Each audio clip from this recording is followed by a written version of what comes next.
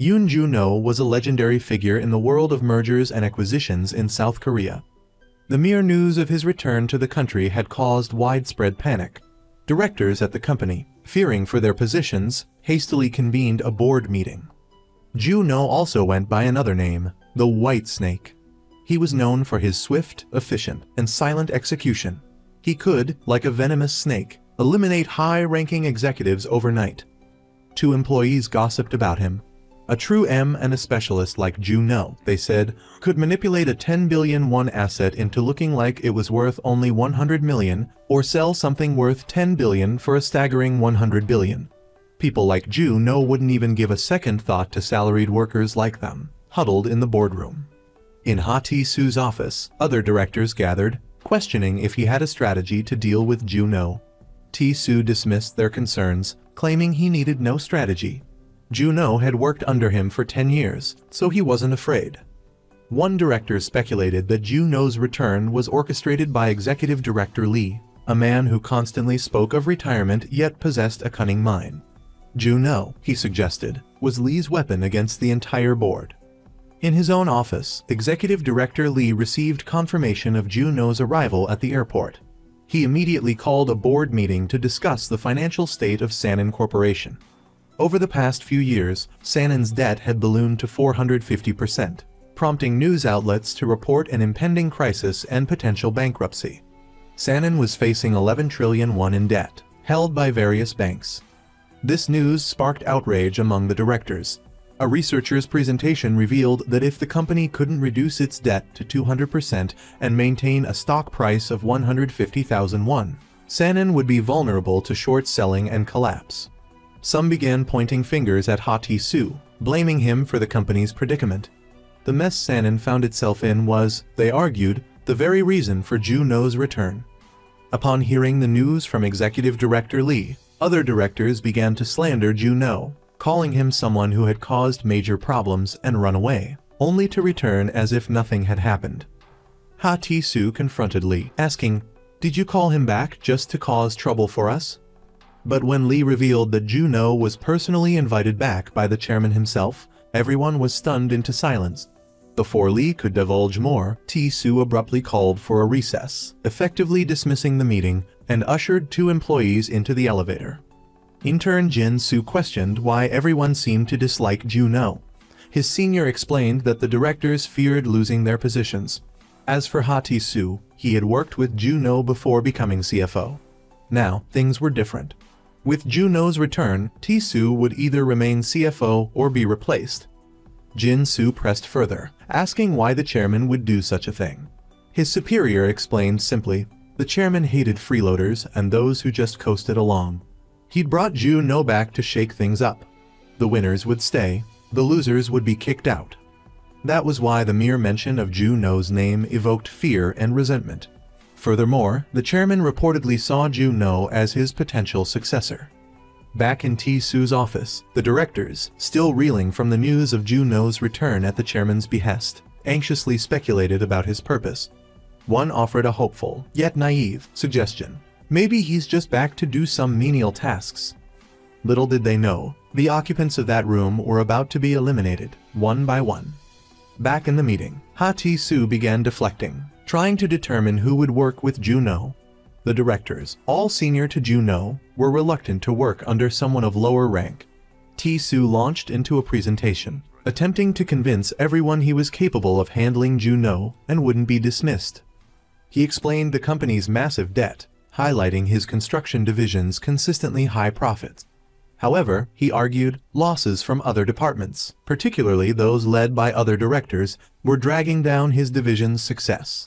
One director took offense, retorting, "It's not like only your division makes a profit. My fashion department is profitable too." Tae-soo quickly pointed out that her profits were negligible after factoring in unsold inventory. He reminded her of the previous year's disastrous decision to overproduce puffer jackets, resulting in significant losses when half the inventory remained unsold. The fashion director, flustered, couldn't argue back. Executive Director Lee interjected. Perhaps these loss-making scandals are better handled by team leader Joo-no. As if on cue, Joo-no entered the room. "Greetings, everyone. I'm Joo-no. Having reviewed the documents sent by team leader Lai, Juno already grasped the urgency of Sanan's situation. He stated his intention to assess the situation and make arrangements, promising to inform everyone later. At that moment, the chairman of Sanan entered, causing everyone to stand up in surprise. "What's with this atmosphere?" he asked. Turning to Juno, he inquired, "Are you confident in the task ahead?" Juno affirmed his confidence, stating that he only lacked an investigative team. Juno declared he would recruit his own team. Intern Jin-Soo eagerly volunteered, only to have his superior pull his hand down. After the meeting, his superior warned him, "You're finished." Jin-Soo expressed his positive impression of Juno, finding him more impressive than expected. However, his superior cautioned him that the company was full of people who preferred to stay under the radar. Those who stood out, like Jin-Soo, didn't usually last long. Undeterred by the criticism, Jin-Soo admired competence. Even if Juno's task was tackling the 11 trillion won debt, Jin-Soo remained unafraid. Juno's first recruit was Min Jeong, a seasoned real estate agent. He surprised her by arriving at her client meeting in a taxi, a mode of transportation she wouldn't have expected him to use. In the taxi, Juno asked how long she'd been relegated to a low-level position. He encouraged her to consider other opportunities. Min Jeong admitted she would have left, but hadn't received any other offers, forcing her to remain in her current role. Their next stop was the He Jiang law firm, where they sought out lawyer Soon Young, known for his sharp legal mind and persuasive arguments. He could tailor his arguments to any client's needs, but had a notorious aversion to courtroom appearances. After hearing a shop owner's complaint, Soon Young met with the landlord. Upon hearing both sides, he simply declared, "You both have your grievances. Just settle it amongst yourselves. No need for a lawsuit." It was clear Soon Young practiced law for the passion, not the money. Back at his office, Soon Young found Juno and Min Jeong waiting. Juno invited him to join his project at the newly formed M&A office. Meanwhile, an eager Jin-Soo was interrupted by his superior, who offered to show him something the offices of Ha-Ti-Soo and Executive Director Lee. He painted a picture of a comfortable life working for them, a great view, a fancy coffee machine, a fully stocked refrigerator, and the potential for promotion if Jin-Soo proved useful to Ti-Soo. But Jin-Soo, ambitious yet untempted by such lures, was acutely aware of the company's crippling debt and high interest payments. While he appreciated the offer, as an intern with an uncertain future, his priority was securing a stable income. He decided to interview with Juno's team for a position, having learned about the opportunity through Jin-Soo's application. Juno noted that he was just a newly hired intern with limited experience, and that the team's current project involved raising a substantial 11 trillion won. This was a significant amount for a novice like Jin-Soo. Juno proceeded to ask him several questions about the ongoing project. Jin-Soo, despite being merely a gopher during the earlier meeting, had surprisingly good recall, remembering all the weaknesses and challenges the company was facing. He answered every one of Juno's questions accurately. He also expressed his genuine desire to join the team, stating his admiration for Juno's reputation and his eagerness to learn from him. Although brief, the interview convinced Juno that the young man before him was untapped talent. He promptly offered Jin-Soo a position on his team. The next day, Director Ha-Ti-Soo accompanied the chairman on a walk in the mountains. Ti-Soo took the opportunity to showcase a thermos, subtly suggesting a new project he wanted to pursue. While reusable, the manufacturing process for the thermos was environmentally unfriendly. The chairman rejected the idea of mass production. After their walk, Ti-Soo tried to invite the chairman to dinner to curry favor, but the chairman declined, claiming a prior engagement. In truth, the chairman disliked sycophants like Ti-Soo. Rebuffed, Director Ti-Soo returned to his cronies. They were expecting good news, and he puffed himself up, acting as though he had just dined with the chairman. He boasted about the chairman's upcoming busy schedule, a fabrication intended to impress his colleagues and maintain control over them. At the old market, Executive Lee was browsing antiques. His close friend arrived and pulled him away for a meal. The friend questioned Lee's decision to bring Juno back. "Are you sure about putting Juno in charge? If this project fails, you won't be able to just walk away or take early retirement." Executive Lee expressed confidence in his judgment and reiterated his faith in Juno to handle the 11 trillion won project. His friend could only respond with, "Trusting people at your age." In reality, Lee's hope was that Juno could save Sanan from the brink of bankruptcy. The following day, at the M&A office, Min Jeong reported that selling all of Sanan's subsidiaries would generate about 7 trillion won to offset losses. Another significant issue impacting revenue was the company's lack of online presence. Relying solely on brick-and-mortar stores had put Sanan behind the market. Jin Soo suggested, "Why don't we pursue an online sales project instead of relying on physical stores, which consume more resources? Plus, using social media for advertising would reach a wider audience in this era." Having decided on their next move, the team brainstormed a name for the project. One suggestion was Mission Impossible, another was The Current Project. Jin Soo proposed, "Since our office is M&A, taking the M from the first letter of each English word, we can call it Project M." Juno adopted this name for his presentation to the board. Juno's research indicated that the construction subsidiary was the most profitable. He proposed selling it, which was managed by director Ha Tae-soo. Infuriated, Tae-soo exclaimed, "Are you kidding me? If we sell that, Sanan will go bankrupt." Juno explained, "In the current situation, if we sell the smaller subsidiaries first, the market will perceive Sanan as being on the verge of collapse. Holding on to only the remaining funds will lead to further speculation and short selling, accelerating our demise. However, by selling the construction company, we can generate approximately 7 trillion won and maintain our viability." Suddenly, the chairman appeared and asked Juno about the current situation. Juno explained his plan to sell the construction company for 7 trillion won. The chairman, noting that it was his first venture and he'd initially invested a substantial amount, insisted it should fetch at least 10 trillion. He questioned whether Juno was afraid or lacked confidence in achieving that figure. Director Tae-soo, observing this exchange, mistakenly believed the chairman was taking his side. The following day, Juno and his team met with Director Hoon Min to negotiate the sale. Hoon Min, a subordinate of Tae-soo, had been instructed to obstruct the process. Upon Juno's arrival, Hoon Min asked, "How much do you want to sell Sanan's construction company for?" These transactions are typically handled through auctions. Juno, assuming Hoon Min already had a price in mind, prioritized resolving internal conflicts within the construction company before the sale. He then proposed transferring Hoon Min's director position within 2 years, allowing him to remain involved with the company.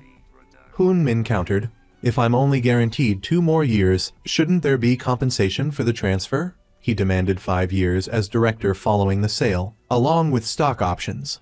Juno pointed out that both he and Hoon Min worked for Sanan, and such decisions rested with the chairman, not a construction subsidiary director. Angered, Hoon Min insulted Juno, prompting Jin Soo to retort with a derogatory term before being silenced. Challenged to repeat his insult, Jin Soo was preempted by Juno, who excused his team and departed, leaving a fuming Hoon Min to hurl further insults at their backs. In the car, Juno cautioned Jin Soo against letting emotions interfere with negotiations. On the battlefield, weapons are guns. In M&A, contracts are the weapons. He stressed the importance of remaining composed to succeed. Meanwhile, Director Tae-soo met with Director Kim as Hoon Min arrived to report his successful obstruction of the sale. Tae-soo invited him in, but Hoon Min declined, stating he was merely passing through. After Hoon Min's departure, Tae-soo asked Director Kim, "You're close with the other Sanan subsidiaries, correct?" He then outlined his plan to consolidate power and requested Kim's assistance in gathering those individuals for a meeting. Back at the office, Min Jeong informed Juno of an incoming legal consultant, Kang Sang-bi, from Kojang Group. Sang-bi would help the team gather information on potential bidders for the construction subsidiary. However, Min Jeong uncovered a potential complication, a stalled relocation project at a redevelopment site managed by the construction company. Juno and his team visited the dilapidated site, which resembled a derelict building on the verge of collapse. They learned that 75% resident approval was needed to proceed with the redevelopment plan. Inside the apartment building, Young Eum appeared, startling Jin Soo. Young Eum introduced himself to Juno. "I'm the deputy director of the construction company under the Sanan Group." You're here to negotiate with the residents about relocation and persuade them to agree to the redevelopment project. While leading Ju No's team on a tour, Young Eum explained that he was the one who knew this area best. He had already persuaded a considerable number of households. Only 54 out of 212 households firmly refused the redevelopment project. Some residents, even though they weren't living there, still refused unless they received adequate compensation. However, there was one last household that Young Eum believed he could persuade, an elderly woman at the end of the building. Young Eum led the group there to try and convince her, but it seemed she wasn't home. Looking at a bill, Ju No learned the elderly woman's name was Si Chunin, someone in debt and potentially persuadable. After the survey, the deputy director saw Ju No's team off, then went behind the apartment building to visit a lone, mysterious grave. At Director Ha-Ti-Su's office, other directors were discussing the chairman's intention to sell the construction company for a double-digit figure, meaning at least 10 trillion won. But according to the current market value, the Sanin construction branch was only worth about 7 trillion won at most. One director suggested the chairman might not actually want to sell, and was just making things difficult for Ju No. After all, it was the chairman's lifelong dream and passion. Hearing this made everyone happy, especially construction director Ha-Ti-Su. Back at their own office, legal support Kang Sang-bi arrived to provide Ju No's team with more information about potential bidders. He said 10 trillion won for the construction company was impossible. Ju No said he knew, prompting Sun Young to ask, "If you knew, why did you tell the chairman you could do it?" Ju No revealed, "The chairman is someone who wants to hear what's possible. He doesn't use people who can't deliver." Kang Sang-bi began introducing the potential bidders. First was Director Cha Mong-hon from Cha M Letter 181C Enterprises. This group had tried construction before with poor results, and likely didn't have much capital. Second was Bum D&I. This real estate company, leading the Songdo International City Development Project, had accumulated significant cash reserves. They also planned to expand into construction using profits from that project. However, they had previously attempted to acquire a construction company without success. Curious, Ju No asked which company it was. According to Kang Sang-bi, it was IBU Construction. This was confidential information only someone in legal investigation, like himself, would know. Another reason Bum failed in their bid was due to their large number of foreign personnel. Bum's CEO let emotions get the better of him during negotiations, losing the opportunity to acquire IBU Construction. Ju No saw Bum as a potential buyer for their construction company due to their substantial funds, but wondered about the team's current risks. According to Min Jiang's calculations, the new investment in the redevelopment project and the interest would amount to about 880 billion won. Ju No asked everyone to check if negotiations could proceed without the residents' consent. Kang Sang-bi said the biggest challenge in the redevelopment project was persuading residents to relocate. They also needed the signature of the elderly woman who might agree to the relocation. After the meeting, Ju No met with Executive Lee. He wondered if the chairman's 10 trillion won asking price meant he didn't really want to sell, or if there was another reason. Although unsure of the chairman's motives, Ju No believed selling the construction company was the right decision. Executive Lee, seeing Ju No had his own answers, guessed he hadn't come to ask about the chairman's intentions. Ju No then asked him to persuade the chairman on his behalf. Currently, the construction company could only sell for a minimum of 6.5 trillion won, maybe 7 trillion at best. For someone who started with a construction company, the chairman must have sentimental attachments, but he also recognized that keeping the construction division could put the group at risk. Ju No said selling for 10 trillion won was highly unlikely.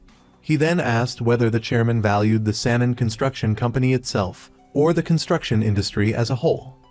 At the apartment complex, when Mrs. Chusin returned, Young Eum was there to meet her. She told him if he was there about the redevelopment, he should leave. He was about to help her with something, but his clumsiness ruined it. Min Jiang, witnessing this, rushed to help but was also immediately dismissed. It turned out Min Jiang was also there to persuade the elderly woman, but like Young Eum, was sent away before she could do anything. Meanwhile, Sun Young met a friend who worked in the relocation filing department for the redevelopment project. He intended to ask his friend to process the paperwork to approve the redevelopment, but his friend told him the law hadn't been approved yet, as they were waiting for more redevelopment projects. Only then would the law be relaxed to approve these projects, and only then would his department see any funding. So, currently, his friend couldn't help Soon Young. Back at Sanan Group, director Ha Ti-soo, aiming to sabotage Ju No's team, sent people to disrupt their office. He told his subordinates not to worry, as Ju No wouldn't be able to call the police. At home, Ju No investigated documents related to the John apartment redevelopment and discovered the elderly woman's apartment was registered under a Mr. Gang Poo. The next day, when Ju No's team arrived at the office, documents were scattered everywhere. Seeing this, Ju No immediately guessed the construction division was responsible. He would file a complaint, but first, he had to attend the bidding. Executive Lee, as requested by Ju No, met with the chairman to discuss a realistic selling price for the construction company, around 7 trillion won. Hearing this figure, the chairman decided not to sell. At the bidding meeting, Ju No was casually playing a game. Soon Young wondered which company Ju No intended to sell to. He replied that the highest price was all that mattered, the company itself wasn't important. Seeing Jin Soo looking down, Soon Young offered condolences as if at a funeral. "I'll see you off then. Or should Jin Soo be the team's security guard?" Ju No suggested Jin Soo get some coffee downstairs to wake up, but actually wanted him to scout the arriving directors and report back to the team. While looking at information about the director of Chan Mok Enterprises, the chairman himself appeared before Jin Soo, surprising him. He was there to gauge the price for a quick acquisition of the Sanan Construction Company. Back at the office, Min Jeong curiously asked Ju No how much the construction company would sell for. He estimated around 8 trillion won. Jin Soo, despite being questioned by his father, didn't reveal any figures. The Chan Mok chairman then revealed his bid of 7 trillion won directly to Jin Soo, as if to say, "Close the deal with us." In the waiting room, Min Jeong informed Ju No that the director of Bum D&I had arrived. Ju No decided to meet her directly for negotiations. Director Yeon Woo was no pushover. She offered, "I want to buy Sanan cheap," but Ju No insisted on a high price. She wondered why Sanan was selling its flagship division. Ju No said he would reveal the reason if she agreed to buy it. He would tell her everything. She offered 7 trillion won. Ju No started to leave, then asked, "Didn't you try to acquire another construction company? I'm curious how much you lost the bid by." Yeon Woo readily admitted she lost by 1 trillion won. Knowing she wouldn't let Sanan slip away, Ju No mentioned the government's upcoming revisions to redevelopment laws, beneficial to construction companies. Therefore, Sanan might reconsider selling. He subtly hinted that Sanan was worth more than the Ibu construction she'd missed out on, and that he wanted her to buy it because it would be a good fit. Ensuring good personnel placement was also part of his job. At the bidding, just as he was about to submit a 7.5 trillion won bid, Ju No decided to submit a different, higher bid. Meanwhile, Ju No returned to the apartment complex with flowers in hand. The deputy director wondered how Ju No knew about the grave there. He explained that based on his findings, the property was in the name of an elderly man, and the elderly woman had no inheritance rights. "I knew you couldn't not know that, and from the first time we met, I saw some dirt on your shoes." Jung Eum then led Ju No to the elderly man's grave, revealing that the elderly woman, Mrs. Chunin, had planned to move while he was still alive. However, when the redevelopment project began, the elderly man objected and a fight broke out. As a result, he died and was buried there. That was the reason why the elderly woman opposed the construction crew's attempts to relocate the grave. Ju No asked Jung Eum if she thought the woman wanted to be buried with her husband when she passed away. He mentioned she always told him about the incident. Back at the bidding room, Soon Young asked Jin Soo how much the Cha Muk Spoon Feeding Company had bid. Initially, it was 7 trillion won, but now it was only 6.9 trillion. Suddenly, Bin Jang froze for a moment because BIM Company's unexpected bid was 7,999 trillion won, causing everyone to rejoice. Min Jeong immediately called Ju No to share the news. He, in turn, called Executive Lee to inform him of the nearly 8 trillion won bid. Upon hearing this, Executive Lee grabbed his hiking boots and went to meet the chairman. After successfully signing the contract, Director Yeon Woo asked Ju No if he would answer all her questions.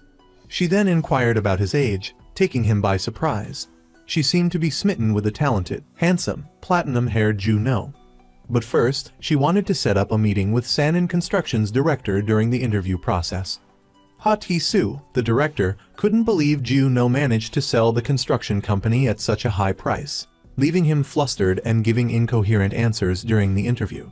BM's representatives noted that this director lacked foresight and was only interested in money. As for Executive Lee, after hiking with the chairman, he was asked, "Executive Lee, you're here to persuade me, aren't you? Tell me, how much did they offer?" Executive Lee responded that they were offering around 8 trillion won. The chairman then told him to tell Ju No to sell for a higher price, at least 9 trillion. After the negotiation, Director Yeon-woo returned to the office only to be intercepted by Construction Director Hoon Min. Wanting to sabotage Ju No's deal, Hoon Min provided documents that could potentially harm Ju No, aiming to disrupt the sale.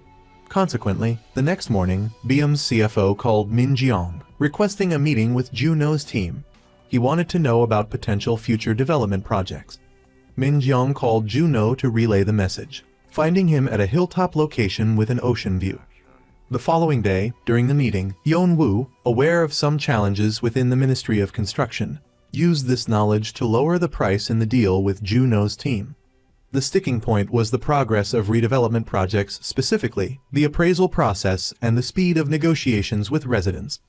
Ju No explained that for Sanin Construction, the John Building was the most challenging redevelopment project, and that was precisely why Yeon-woo was present.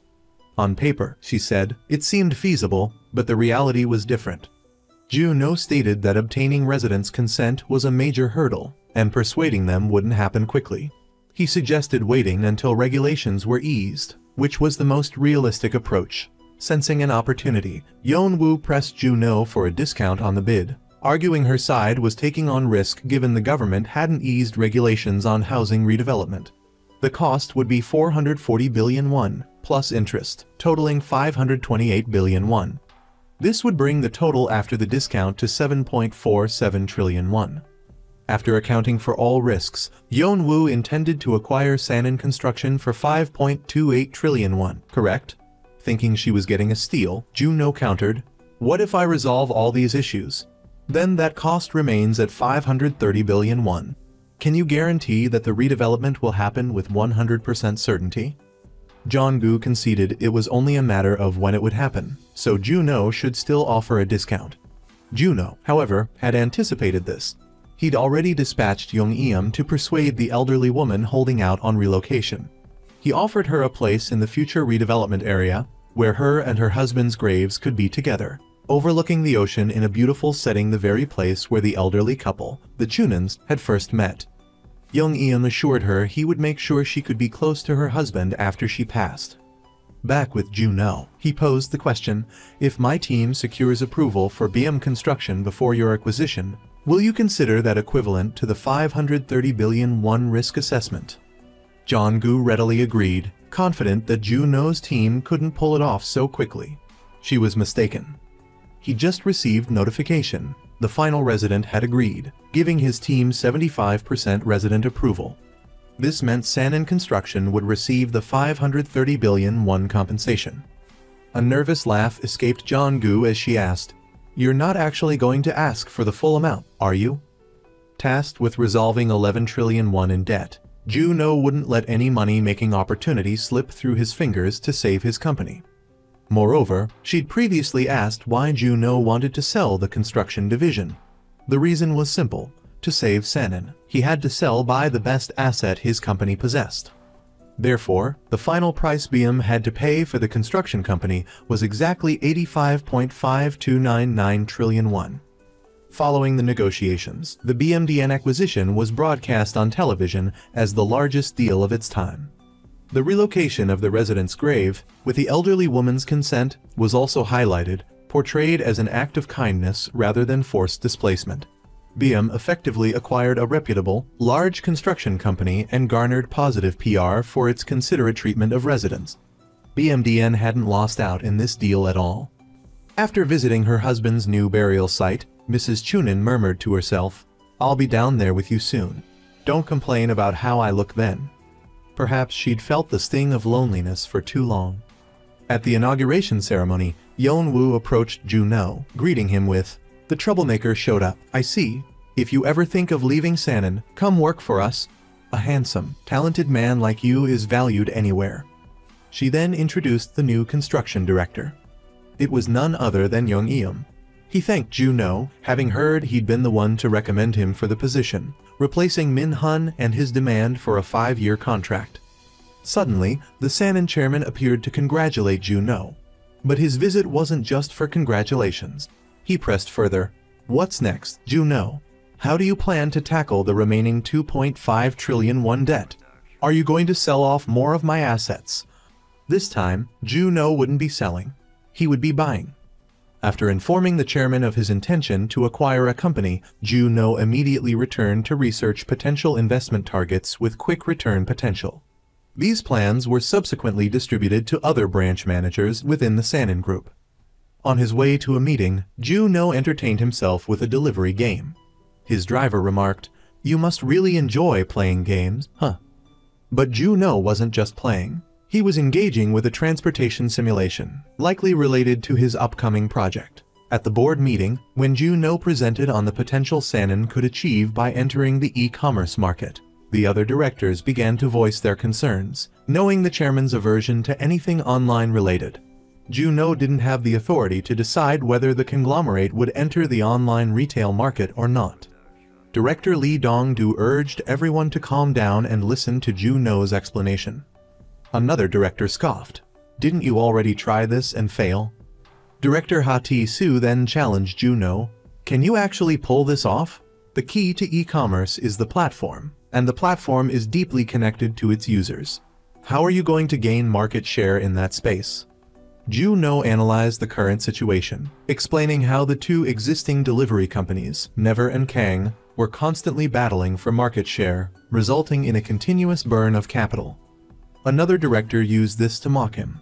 While these two giants with established strengths are bleeding money competing, how can a company like Sanin, weak in the e-commerce market, possibly compete? This was a question Juno had anticipated. He predicted that if one company won, they would increase shipping costs and domestic service fees to improve profits after the intense competition. Juno saw this as an opportunity. Sanin had a strength in logistics, offering discounts and fast delivery. This was a key advantage that could allow Sanin to penetrate the market. But there was a current problem for Sanin. One director stated, "The conglomerate doesn't have an existing sales platform." Juno had already prepared a plan for platform development. The current situation suggested that acquiring a company with an existing platform would be more cost-effective than building one from scratch and recruiting new staff, or partnering with professional software development companies.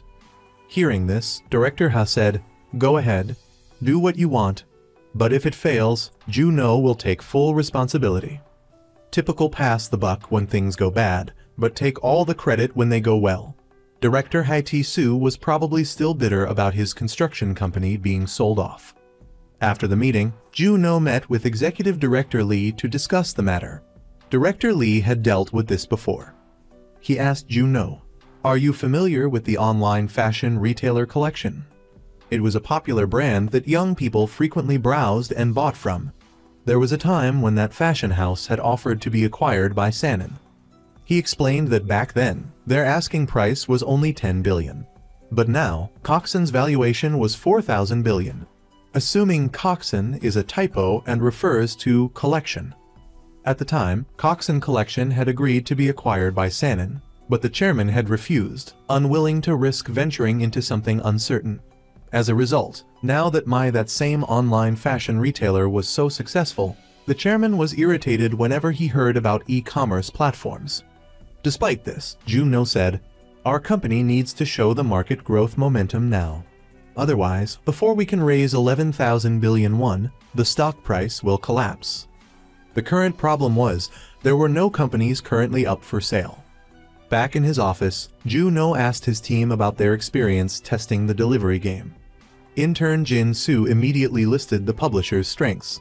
The game seemed simple at first glance, but was quite balanced, and it explored aspects only delivery drivers would understand. The most unique feature was the use of real-world maps. After each mission, the game provided feedback on areas for improvement. Despite the positive experience, Jin-Soo was certain it would fail due to a few factors. The business model wasn't viable without any advertising to sustain it. Ju-No recognized the issue: high development costs and low revenue. The game would go bankrupt quickly. Just as he finished speaking, the publisher announced they were temporarily suspending operations to further develop the game. Jin-Soo was sure this hiatus would be permanent. Ju-No decided to take his team to the game publisher's registered business address. While the development team members were out getting food, Ju-No and his group knocked on the publisher's door to discuss the possibility of an acquisition. When asked, "What would you use the game's system for?" Ju-No didn't hesitate to state his main purpose: to enter the e-commerce market. The development team leader couldn't help but burst out laughing, thinking Ju-No was joking. But he also acknowledged that digital transformation was happening everywhere. That was precisely why Ju-No wanted Director Cha, who was sitting in front of him, to shift his business focus. First, he would need to consult his team. After Director Cha's team returned with pizza, he revealed the reason he created the delivery game. He used to be constantly criticized for his poor performance and a system that was deemed garbage. Frustrated, he created a game to address all those flaws.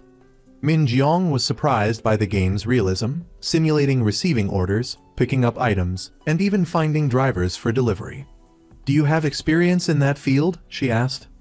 Director Cha revealed that he did, and he had even received poor evaluations in the industry. Even a single late delivery could upset customers. He had tried suggesting implementing the innovations from his game to his former boss, but the boss was uninterested and couldn't understand them. Moreover, his colleagues had created order volume and production data within the game, using it to increase the difficulty. Seeing this, Ju-No realized that this data could be used to significantly reduce logistics costs.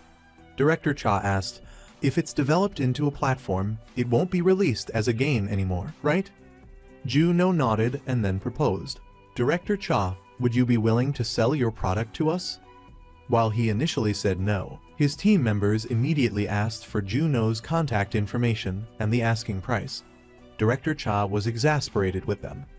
Ju-No had made up his mind: he would acquire the team system by any means necessary to ensure successful negotiations with Director Cha.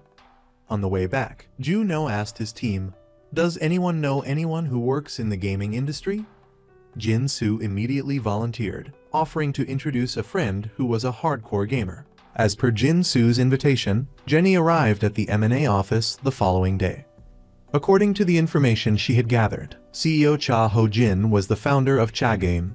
He had attended the Science and Technology High School and studied mathematics at Seoul National University SNU, but dropped out.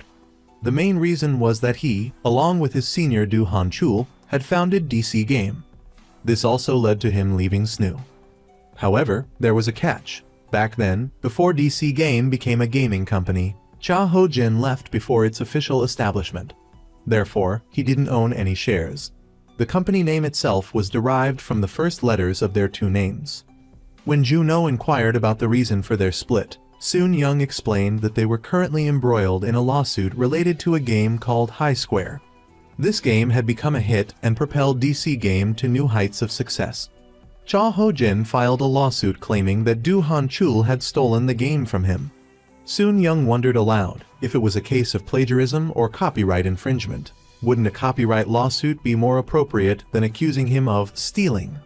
Jenny mentioned that the gaming community also found it strange that Cha Ho-jin had sued on those grounds and he had lost the case. Ju-No wondered what would have happened if he had sued for copyright infringement. Soon-young replied that he probably would have lost that case too. It's difficult to definitively prove if something has been copied. It's possible they both had the same idea at the same time. Circumstantial evidence is crucial. Jenny continued, explaining that Cha Ho-jin was currently struggling to raise capital for his next project. He had approached a CEO for investment but was rejected. Then he filed another lawsuit. Soon-young remarked that in this case, the judge would likely think Cha was suing DC Game out of spite, making another loss inevitable. Consequently, DC Game countersued for defamation, and Cha Game might not have the funds to pursue the case. Ju-No inquired about Cha Game's valuation, but a proper assessment depended on the success of their games. However, Jenny could confidently say that Cha Game was practically worthless. After the meeting, Jenny told Jin-soo that she had heard his boss was nicknamed the White Snake. I thought he'd think things through 100 times before making a decision, so I'm a bit disappointed. I can't believe he actually wants to acquire Cha Game. Meanwhile, CEO Ha's people, aiming to sabotage Joo-no's team, sent one of their subordinates to contact Assistant Lim and ask him to meet with Jin-soo. Since they were alumni from the same university, extracting information from Jin-soo would likely be easy for him. Back with Joo-no's team, Jin-soo wondered, if CEO Ho-jin doesn't sell the company to us, should we consider selling off one of our subsidiaries? In this critical situation, if Sanan lost another subsidiary, their stock price would plummet below 100,000 won. Joo-no stated, that would be like admitting that Sanan Group is facing financial difficulties. Then, private equity firms will come calling and demand repayment just like with Cha Game. There's no other choice. This deal has to succeed. He then asked Soon Young to find out why Cha Game filed a criminal lawsuit against DC Game instead of a civil one. The task he assigned to Jin-soo was to beat Cha Game's Delivery King game. Thinking that Joo-no was excluding him from the project, Jin-soo proactively asked to be involved in researching other data after the meeting. But Joo-no simply told him to focus on completing Delivery King as soon as possible. As Jin-soo was lost in thought, coincidentally, his former mentor called him out for a drink to unwind, and he readily agreed. While they were catching up, Assistant Lim subtly steered the conversation towards Jin-soo's current work at the M&A department. Feeling down, Jin-soo blurted out, "We're about to acquire Cha Game from CEO Cha Ho-jin." When asked why, Jin-soo became guarded and didn't elaborate. "Are you spying on me? Are you going to betray me?" Assistant Lim vehemently denied it, saying, "We've known each other for a long time. I would never do that." After returning, he immediately called CEO Ha to report back. Upon receiving the information, CEO Ha went to meet CEO Teo of a private equity firm to discuss a business proposition. CEO Ha explained, if this deal succeeded, they would all split the profits, pocketing at least 5 billion won each. The plan was to snatch the acquisition of Cha Game right out from under Joo-no.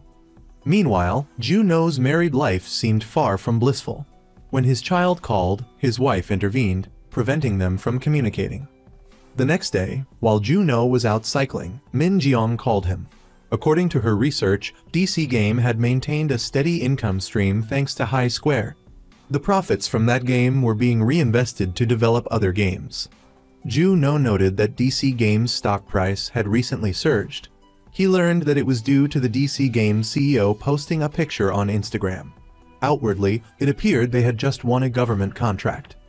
However, in reality, CEO Han Chul was just putting on a show. He was known for these impulsive actions so much so that shareholders had petitioned for him to stay off social media. As per Joo-no's request, Soon Young met with an old friend, a prosecutor at the district attorney's office, to inquire about Cha Game's lawsuit against DC Game.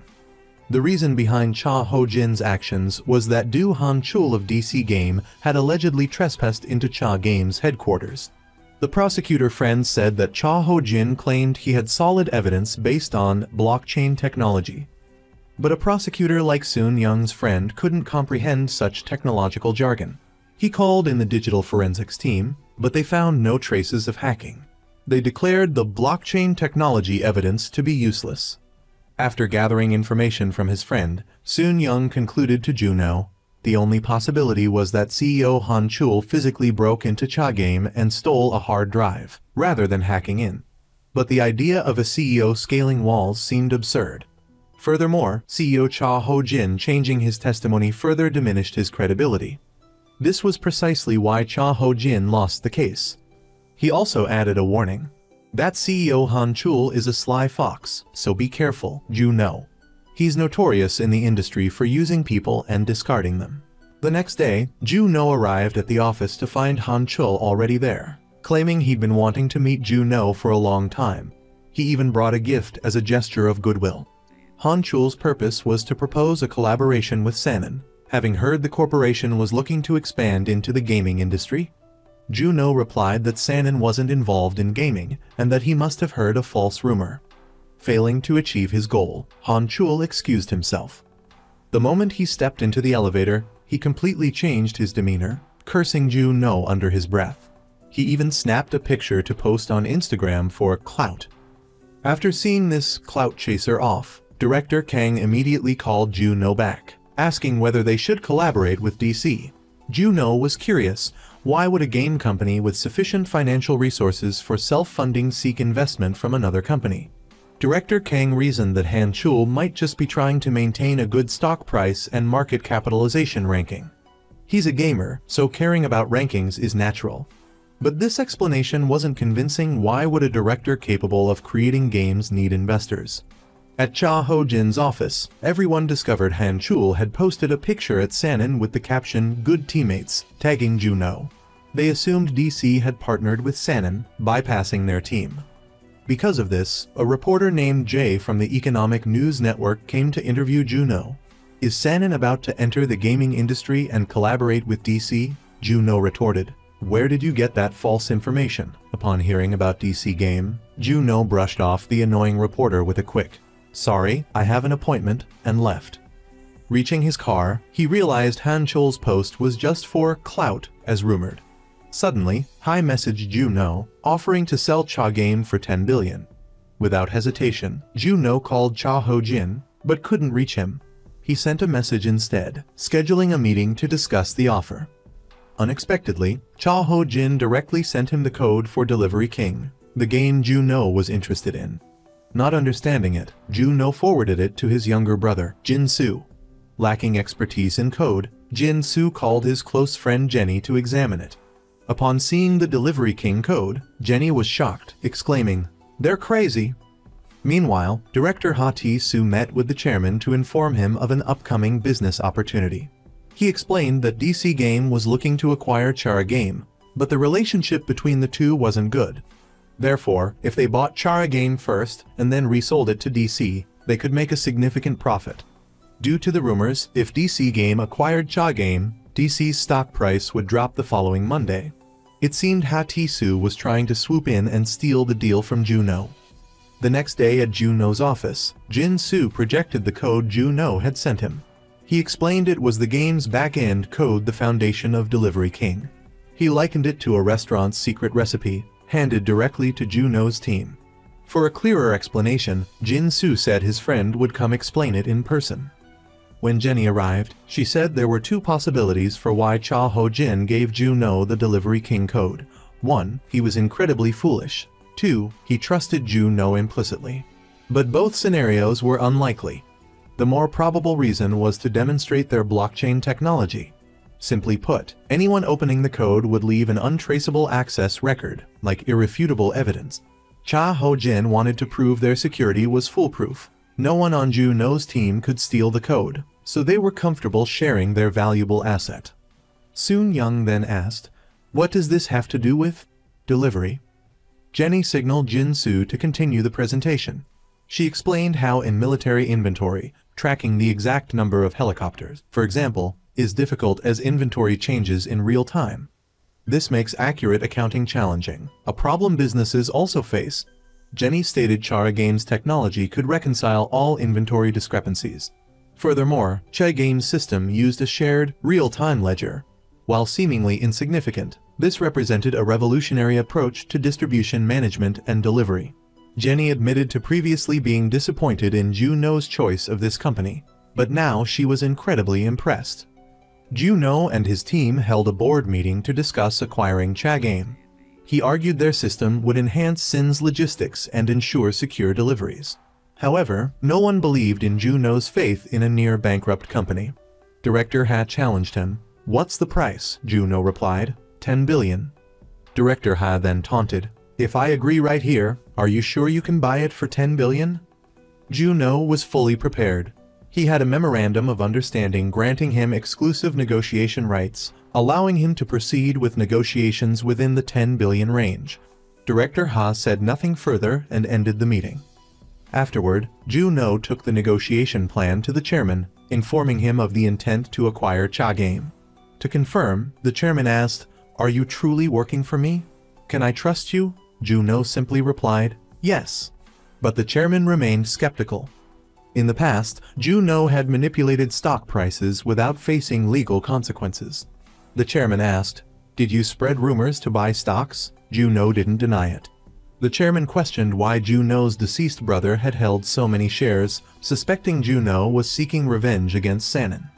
Juno remained silent about the past, promising only to do no harm to the company and seeking approval to acquire Cha Game. Hearing this, the chairman finally agreed to the acquisition. But unbeknownst to Juno, CEO Ha Ti-Su had met with Tio. The two had conspired to snatch the deal right out from under Juno. After Juno returned and waited for Cha Ho-jin to sign the contract, Cha Ho-jin never showed. Juno tried calling him. Cha Ho-jin claimed he wouldn't be able to make it that day. Juno assumed he was busy, but to his surprise, Cha Ho-jin informed him that he had already signed a contract with another party, one that offered double the amount Juno was prepared to pay. Upon hearing this news, Juno realized someone had swiped the deal from him. Frustrated, he headed to the elevator, where he ran into the very person who had stolen his deal, CEO Ha. Ha Ti-Su repeatedly taunted him about the failed deal. Despite being undercut, Juno maintained his composure, refusing to show his frustration. But CEO Ha knew exactly how he was feeling. As for Cha Ho-jin and his team, after receiving the offer at double Sanin's price, they celebrated their perceived 20 billion won windfall with a meal of black bean noodles. Despite some skepticism about the vague, double Sanin's offer wording, Cha Ho-jin assured everyone they would definitely receive 20 billion. This was the very deal that had brought Juno and his team there to meet with Cha Ho-jin. Cha Ho-jin hadn't even taken a bite of his noodles before he had to hide from Juno, unable to face him. Juno only wanted to know the terms of the 20 billion won offer. Cha Ho-jin's team no longer wanted to work with Sanin, whose offer was only 10 billion won, telling Juno to just let the matter drop and move on. Juno argued that negotiations weren't just about money, but they dismissed his words, saying, "A low baller keeps trying to make things difficult. What other conditions could there be besides money?" Honestly, they didn't want to change their business direction and just wanted to keep making games. So, if Juno wasn't willing to pay more than 20 billion won, he was welcome to leave. Juno left without another word. Soon Young, noticing the untouched bowls of black bean noodles, asked, "I guess these are leftovers, right? It's a waste of food. So, can I have them?" This was a subtle jab at Cha Ho-jin. The money hadn't even reached his hands, yet he had hastily given up his leverage. While walking around, Juno discovered a photo of Hin with a woman. The team, however, wouldn't reveal her identity. After Soon Young finished eating, on their way back, the team pondered how the other bidder knew Sanin's offer, allowing them to double it. Clearly, they had been played. They speculated if it was the CEO of DC or someone from the investment fund that had bought and then sold to them. On the drive back, Juno asked his younger colleague, Jin-soo, if he had beaten the game Delivery King. He hemmed and hawed for a moment before admitting he had. Juno then asked, "Did you notice anything unusual at the end of the game?" Jin-soo replied, "Not really. But game developers often design characters that look like themselves." Suddenly, Jin-soo received a message from his friend Jenny, telling him she was applying for a job at Cha Game. Meanwhile, CEO Ha Ti-Su, after discussing matters with Tio, mentioned, "We'll each make at least 5 billion won from this deal if everything goes smoothly." He laughed, relishing his first victory over Juno. He then proposed a plan to Tio. "Want to play a little cat and mouse game with me?" They would coordinate their negotiation tactics at Cha Game's office. As the only woman in the male-dominated office, Jenny was constantly bombarded with questions and offers of help. She readily accepted their assistance. The three guys were clearly prioritizing chivalry over their usual camaraderie. While walking around, Jenny noticed the photo of Cha Ho-jin with a woman. When Juno had inquired about it earlier, they had been tight-lipped, but with Jenny asking, they readily revealed that the woman in the photo was someone Cha Ho-jin had feelings for. One of the guys asked Jenny if she wanted an explanation of the hidden Easter egg in Delivery King. She didn't refuse, but when his explanation started getting too long-winded, she urged him to get to the point. He explained that in Delivery King, a man holding a lantern appears in the middle of the street at night. That man is Cha Ho-jin, and he's standing in front of his first love's house. Back with CEO Ha Ti-Su, He and Tio envisioned a scenario where Cha Ho-jin would beg them to sign the contract. Ha even instructed his staff to lower the chair opposite him, forcing Cha Ho-jin to sit lower and look up at him. It was a perfect plan to demean and belittle him. As soon as Ho-jin arrived, Director Ha ushered him to the prearranged seat. Noticing the contract beside him, Cha Ho-jin curiously asked if he could look it over. After reading through the terms, Cha Ho-jin questioned, "If I sign this, I won't be able to talk to any other parties, correct?" Tio put on a sour expression. "We're paying you, you know." Just as Ho-jin was about to sign, he asked, "Why do you even want to buy our game?" Tio began to downplay the game's value. No notable achievements, barely any assets, and yet so many questions. I don't even understand why we want to buy this company. Ho-jin, taken aback, said, "Didn't you offer 20 billion won?" Tio replied, "That's exactly why I find that price absurd. The company's bankrupt, isn't it? Be honest with yourself. The Chinese release is blocked, and how many copies did you sell in Southeast Asia?" Ho-jin, no longer wanting to sign, excused himself to leave.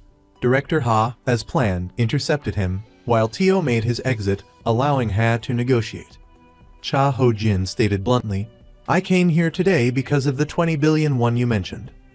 "You're so naive," Director Ha Tisu said. "Where did you get that number? I only said I'd pay double what Sanan offered.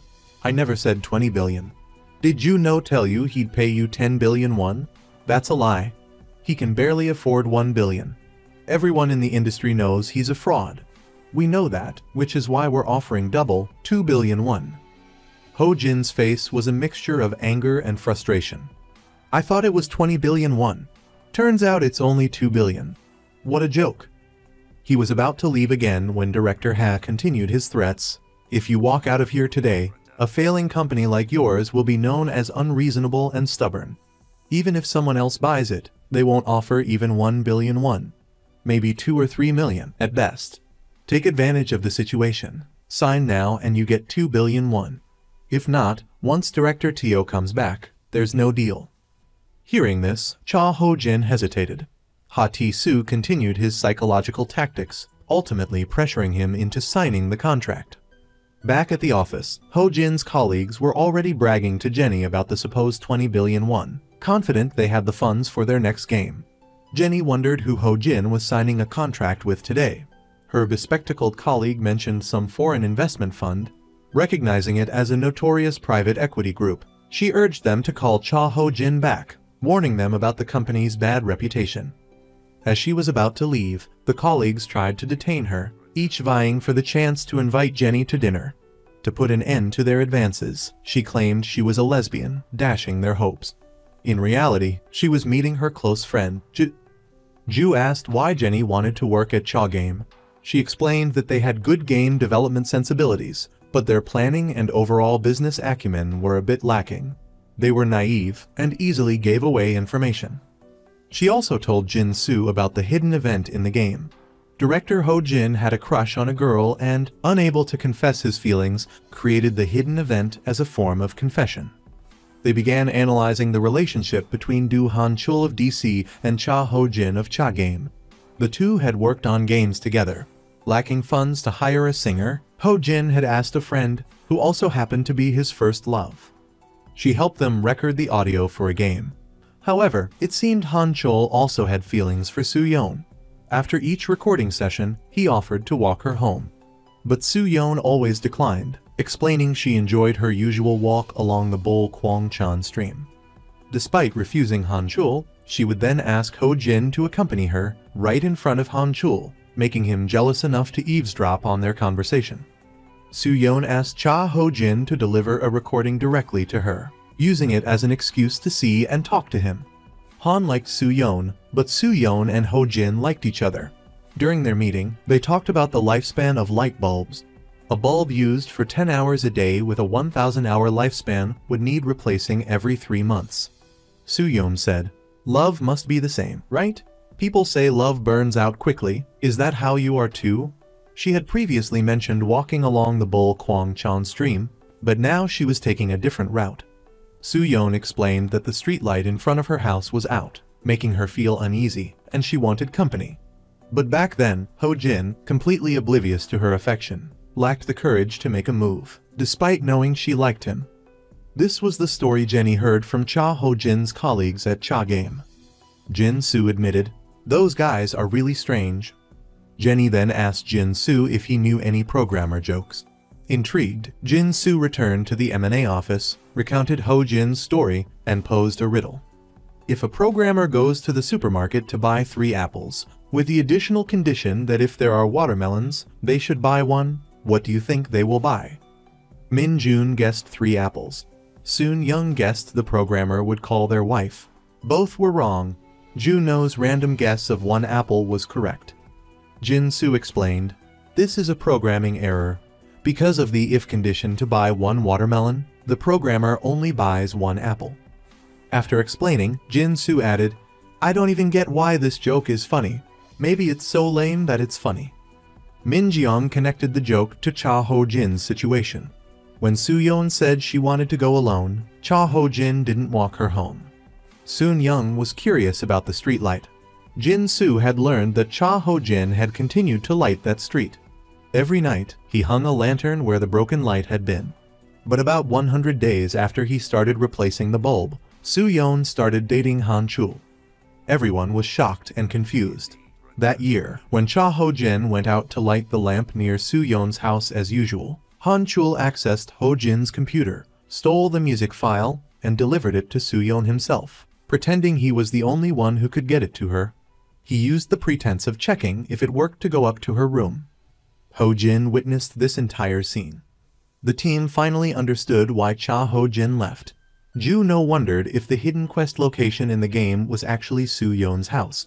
Jin Soo confirmed that the hidden quest in Delivery King was indeed Cha Ho Jin's confession.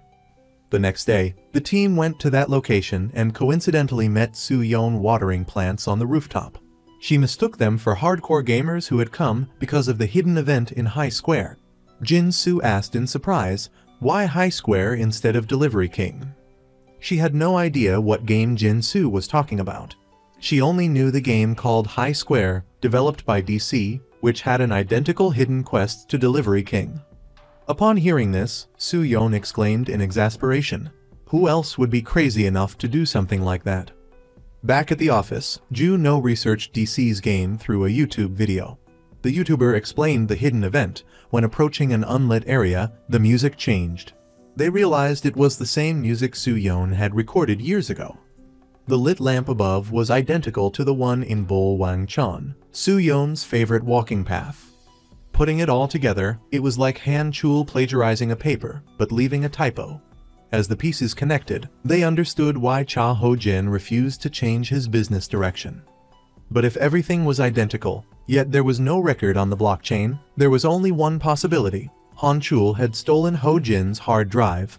This explained why Ho Jin had initially sued for theft, not plagiarism. It made perfect sense. That evening, upon returning home, Cha Ho Jin found Juno waiting at his door. Juno congratulated him, unaware that Ho Jin had signed a deal for a mere 2.1 billion won. Thinking Juno was like the other swindlers, Cha Ho Jin asked, "You guys see money in everything, don't you?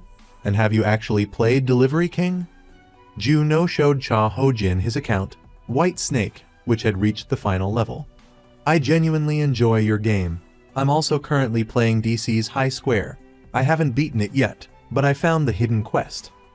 That's actually why I'm here. If I were in your shoes, I don't know if I could be so persistent. The game I poured my life into was stolen, and it became a huge success in the hands of the person who also took my first love. That person is still out there, hindering my dreams.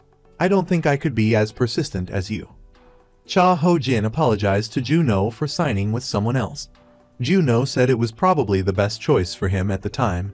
But Cha Ho Jin still wanted to sign with Sanin after seeing how different they were from the private equity firm. However, breaking the contract would incur penalties he couldn't afford. The next day at the office, Jin Soo apologized to his colleagues, feeling guilty. They were puzzled by his remorse. He then decided to confess to Juno. "At the start of the project, I didn't actually finish Delivery King. I was against acquiring the company, thinking you were already full of yourself. If I had finished the game, I probably could have convinced Cha Game." Juno told Jin Soo not to be too hard on himself. He revealed, Cha Game was sold to the private equity firm, but I knew that already. He was, however, curious about the price. Learning it was 2.1 billion, Juno realized Ho Jin had been cheated. But the story wasn't over. The private equity firm would contact him, as he was the only one interested in acquiring Cha Game. Curious about Jin Soo's source, Jin Soo admitted Jenny had told him, but she wasn't a spy. Noticing his senior, assistant Lim, lurking outside, Jin Soo realized who the real informant was. He asked what our team was working on, and I accidentally mentioned Cha Game. Juno and Jin Soo devised a plan to trap the informant. If they want to play games, White Snake can't play alone. After Juno left, Assistant Lim, as predicted, approached Jin Soo to inquire about Emna's recent activities. Jin Soo replied, "We've dropped the acquisition. The team leader even abandoned e-commerce altogether. He's given up on everything." Assistant Lim was stunned. As planned, Juno would renegotiate with Cha Game and meet with Cha Ho Jin, while Jin Soo would mislead Assistant Lim, prompting him to report back to the mastermind. Juno even liked Hanon's picture, feigning interest in collaborating with DC. Upon hearing that Juno was no longer interested, the private equity firm contacted him, trying to persuade him to buy Cha Game. "We heard you're interested?" Juno extinguished their hopes, saying, "If it's Cha Game, forget it. I'm not buying a worthless company." Despite this, he went to meet Ho Jin and announced Sanon's intention to acquire his company. A grateful Cha Ho Jin rushed down, asking, "Sanon will pay 10 billion, right? Don't get my hopes up." Juno explained he would invest 3 billion with a post-investment valuation of 10 billion. As Cha Ho Jin was about to hit him with a broom, Juno said, "You already sold Cha Game to the private equity firm for 2.1 billion. If Sanon buys it back for 10 billion, Sanon's executives will be suspicious. It won't get approved." Ho Jin's dad said, "You're the one who said you'd invest in our game development." That was true, but Juno replied, "It wasn't my money, it was someone else's." At the bridal shop, Soon Young was waiting for Han Chul to negotiate a settlement regarding his and Ho Jin's dad's lawsuit. Soon Young asked, "What do you think about both games having the same hidden mission event?" Han, still confident, said, "Are you recording this? Even if you are, so what? Does it really matter if I admit both games have the same hidden event? What matters is what the judge thinks." Soon Young then revealed, "I hear the judge assigned to this case is a huge gamer. He knows everything about programming and production. I think he'll be very interested in this case." Han Chul immediately looked it up online and found it was true. Slightly intimidated, he started to backpedal. "Do you have any conditions for a settlement?" Soon Young laid out the terms, 10 billion won plus a 10% stake in the copied game, High Square. Han agreed to the 10 billion, but not the 10% stake. Soon Young continued, mentioning the security cameras on the wall that recorded the Don and Chan director breaking into Cha Game. "Isn't that right? Couldn't this be considered theft? If someone at DC knew about this, they might have already reported it." Han Chul remained unfazed. "You think that's enough evidence to convict me?" Soon Young pressed on. "Judge Dung is really into these kinds of cases. This is organized theft. It carries a heavy sentence, probably around 10 years. DC's reputation would be ruined, wouldn't it? You'd probably have to postpone your wedding." Finally, Han Chul caved and shook Soon Young's hand. "Fine, I agree. Now get out of here." Soon Young didn't forget to thank him, giving him a tight hug as a final jab. Juno's team had finally won justice for Ho Jin's dad, but the project still needed the chairman's approval. He reported the situation to Executive Lee. Lee wondered why Juno suggested 10 billion won to acquire Cha Game. He explained, "Anything over 10 billion would look like an admission that the chairman's purchase of collection was a mistake. That's why I suggested 10 billion. After reporting to the chairman, Juno acquired 49% of Cha Game for 3 billion won. The chairman questioned why he didn't buy the entire company. Juno replied, "To give them peace of mind and allow them to focus on their work for us." Juno felt that price was the final offer Sanon would accept. But the chairman still wondered, how can you develop a bankrupt company like that? Juno then told him about the permanent, non-refundable investment from DC. This was Juno's ace in the hole for this complex project. Finally, Ho Jin's dad signed the contract with Sanan. Juno asked, "How did you resolve the contract with the private equity fund?" Soon Young said he had received a cancellation notice from the fund on behalf of Ho Jin's dad. To thank Juno, Ho Jin's dad took everyone out for spicy ramen. Unexpectedly, his friend Min Jeong teased him about his past. "Isn't it true you used to change the light bulbs every 100 days for Soo-yeon?" Remembering those days, to get closer to Soo-yeon's house, Ho Jin used to break the streetlights every day so he could replace them every evening for her. He thought back to how crazy he was back then. He replied, "I don't remember. The lights probably malfunctioned because the maintenance crew wasn't doing their job properly." Juno was curious. Has no one else discovered the hidden mission in Delivery King? But Cha Ho-jin didn't know that somewhere, his first love had already conquered the game and its hidden mission. On television, reporter Han was being teased by his colleagues for misreporting the collaboration between Sanan and its two competitors. Driven by personal vendetta, the reporter planned a scathing article for online publication. As a result, Juno received a notification that Sanan's stock price was plummeting dangerously. Min Jeong informed him that this decline would particularly impact a subsidiary company, Win, potentially jeopardizing its chances of going public. If this happened, Sanan would be vulnerable to a takeover by private equity firms due to a put option. Juno inquired about the author of the damaging article and learned it was the same reporter, Han, who had previously interviewed him about the DC partnership. The news reached director Lee Dong-do, who dispatched Kim Hein from the PR department to negotiate with reporter Han, but to no avail. The reporter, acting self-importantly, said, "Have Sanan email me," and hung up, leaving Kim Hein and his manager Miss Tyat Thai frustrated. After reporting back to director Lee, he decided to meet with the reporter personally.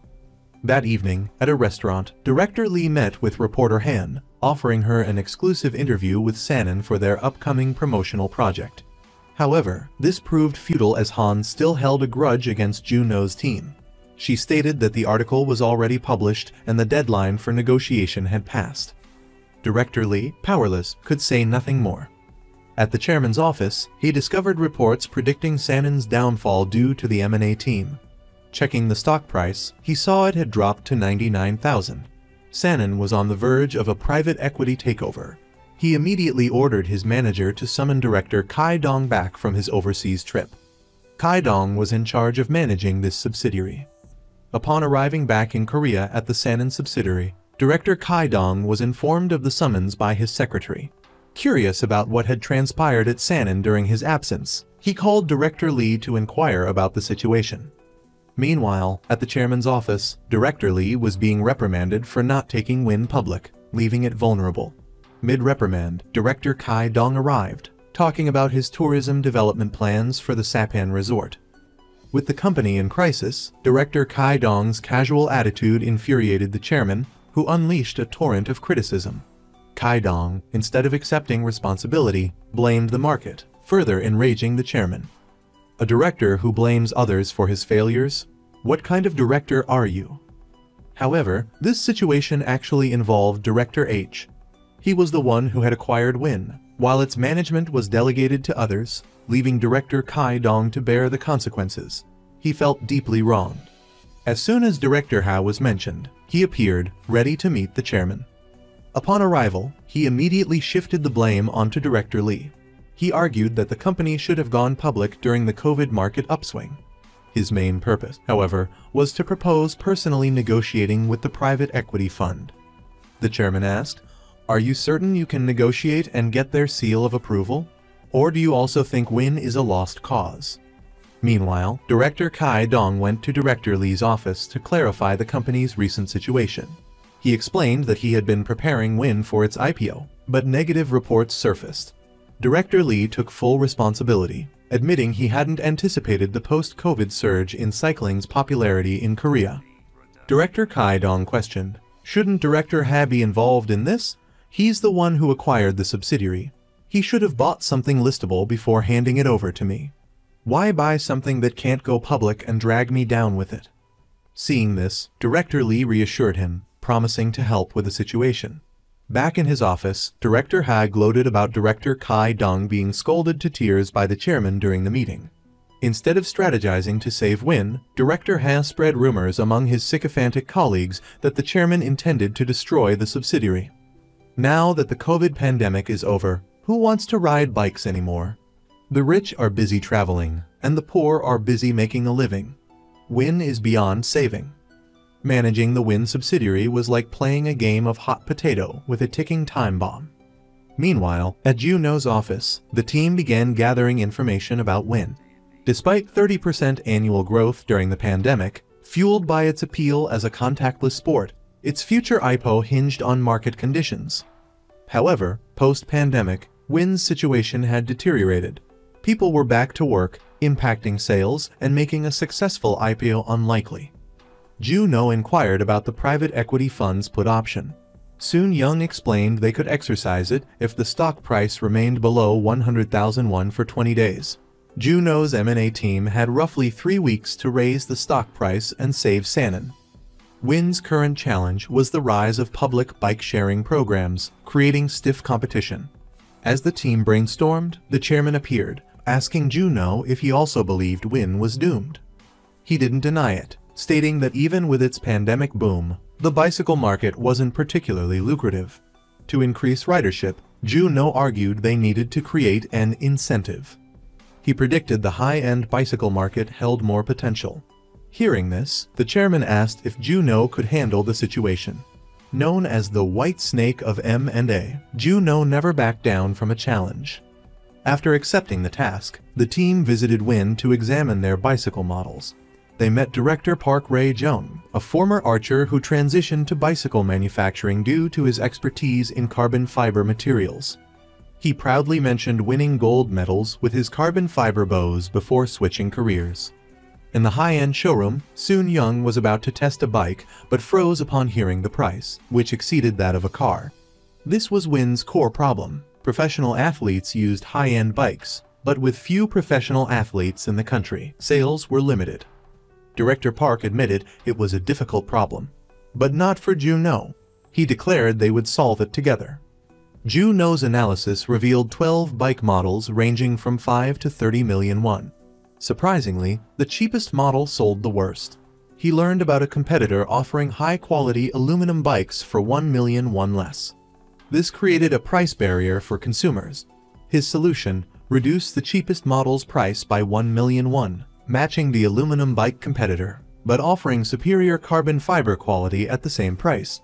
Win would profit by selling higher volumes. Director Park agreed with the idea. But another problem emerged. The production cost of the carbon fiber bikes couldn't be reduced further without incurring losses. He explained that besides the material, the bike's drivetrain was crucial, and Shimizu from Japan was the leading supplier. Win needed more drivetrains from Shimizu, but securing additional supply was proving difficult. Difficult for others, perhaps, but not for Juno, the master negotiator of the M&A world. "Don't worry, Director Park," Juno reassured him. "Leave this to me." Back home, Jin-soo asked Juno for advice on avoiding missteps in Japan. Juno emphasized the importance of respecting Japanese customs and laws, advising that understanding their rules and being culturally sensitive were key to success. That evening, Jin-soo prepared gifts for the trip. Juno met with Director Lee, having heard about his previous attempt to increase Win's profits, a project that was ultimately shelved due to opposition. Director Lee explained that Win's focus on high-end products had hindered market expansion. Hearing Juno's conversation with the chairman and his new direction for Win, Director Lee felt a pang of shame, though he wasn't solely responsible. Juno recounted the incident with reporter Han, explaining that her retaliatory article stemmed from his collaboration with Cha Game after she had interviewed him about the DC partnership, thus losing out on a scoop. The next day, in Japan, Juno's team met with their counterparts at Shimu. The initial meeting went smoothly until news arrived of an accident involving the limousine hearse in Japan. With no other option, Haruka stayed behind while the Shimu representatives boarded a different vehicle to continue negotiations. Jin-soo, concerned about Haruka being alone, told the others to go ahead, promising to join them later. In the car, Soon Young asked Juno about the expected discount. Knowing the Japanese would be cautious, Juno discreetly texted him, stating a 50% discount was reasonable to ease tensions. Ozaki, maintaining a calm demeanor, pointed out Mount Fuji, subtly implying a much lower discount of 30%. You are very lucky to see it today. Many Japanese never see Mount Fuji in their lifetime. Ozaki inquired about their intended length of stay. Juno replied, until we reach an agreement. Meanwhile, following Juno's instructions, Jin-Soo presented Haruka with a box of cute cat socks to build rapport. Praised for his thoughtfulness, Jin-Soo blushed slightly. During the formal negotiations, Juno's team inquired about modifying Win's previous order. The Japanese representative clarified, you want to add 9,000 units, correct? Due to strict Japanese business practices, modifying a signed contract was generally unacceptable. Increasing the order was possible, but without a price reduction. Juno's team countered, is there no discount for us? Win is a special case with this additional order. The Japanese representatives requested time to review the matter. However, after Juno's team left, manager Yoshida instructed Haruka to stall them. He planned to pressure them until their deadline forced them to return home. Juno's team wondered if the Japanese company was looking for an excuse to refuse. As planned, Haruka arrived to see them off. Back at the hotel, she suggested a trip to Mount Fuji, having overheard their interest. Initially hesitant, Juno relented, seeing his team's enthusiasm. He asked Haruka, how long would a visit take? The team traveled to a hotel, taking photos with Mount Fuji in the background as a delaying tactic. Passing a hot spring, Haruka suggested a relaxing soak, claiming it would only take 10 minutes. The team agreed, enjoying the impromptu spa visit. But Haruka underestimated Juno. Even while relaxing, he and his team strategized, exploring the possibility of acquiring another company's bicycle contract to fulfill their needs if Shimu refused to cooperate. As evening approached, Haruka further delayed them, preventing further discussion. I've booked an 8-course Kaiser meal at a famous restaurant. It's difficult to cancel now. There's no need to rush. She thought she had successfully stalled them, but during dinner, Juno continued to strategize, discreetly discussing ideas with his team. He learned from Min Jeong that acquiring parts from another company's contract would cost $35 with a 30% discount. As they were about to discuss further, the Japanese hosts arrived with the next course, forcing them to pause their conversation. Soon Young excused himself to use the restroom, but secretly contacted other potential suppliers. Haruka, believing she had successfully completed her task, reported back to her superiors. But things weren't easy for the Japanese team either, as their manager, Yoshida, had his contract with Speed cancelled. If the deal with Speed had gone through, he would have been transferred to Tokyo. After receiving confirmation that the Korean team was still relaxed and enjoying themselves, the secretary returned to inform manager Yoshida. Yoshida was curious how the secretary knew the deadline for Juno's team to sign the contract. It all started when Juno's team first arrived. Jin-Soo was with Haruka. Their limousine had supposedly been in an accident, though this wasn't actually true. Haruka received a call from the limousine company asking when the clients would be returning. She, in turn, asked Jin-Soo for the exact time, which is how the secretary learned about Juno's team's deadline. He then devised a plan to use Haruka to stall them. He simply wanted his boss, Yoshida, to take him along when he transferred to Tokyo. They thought they had successfully stalled Juno's team, wasting their time and preventing further negotiations. However, based on information Soon Young gathered from Speed, he revealed that they offered volume discounts. If Juno's team ordered from them, they could get a discount of up to 40%. Jin-Soo suggested ordering 10,000 units from Speed to get a 50% discount. But this was risky, as Speed might not make an exception and accept such a large order.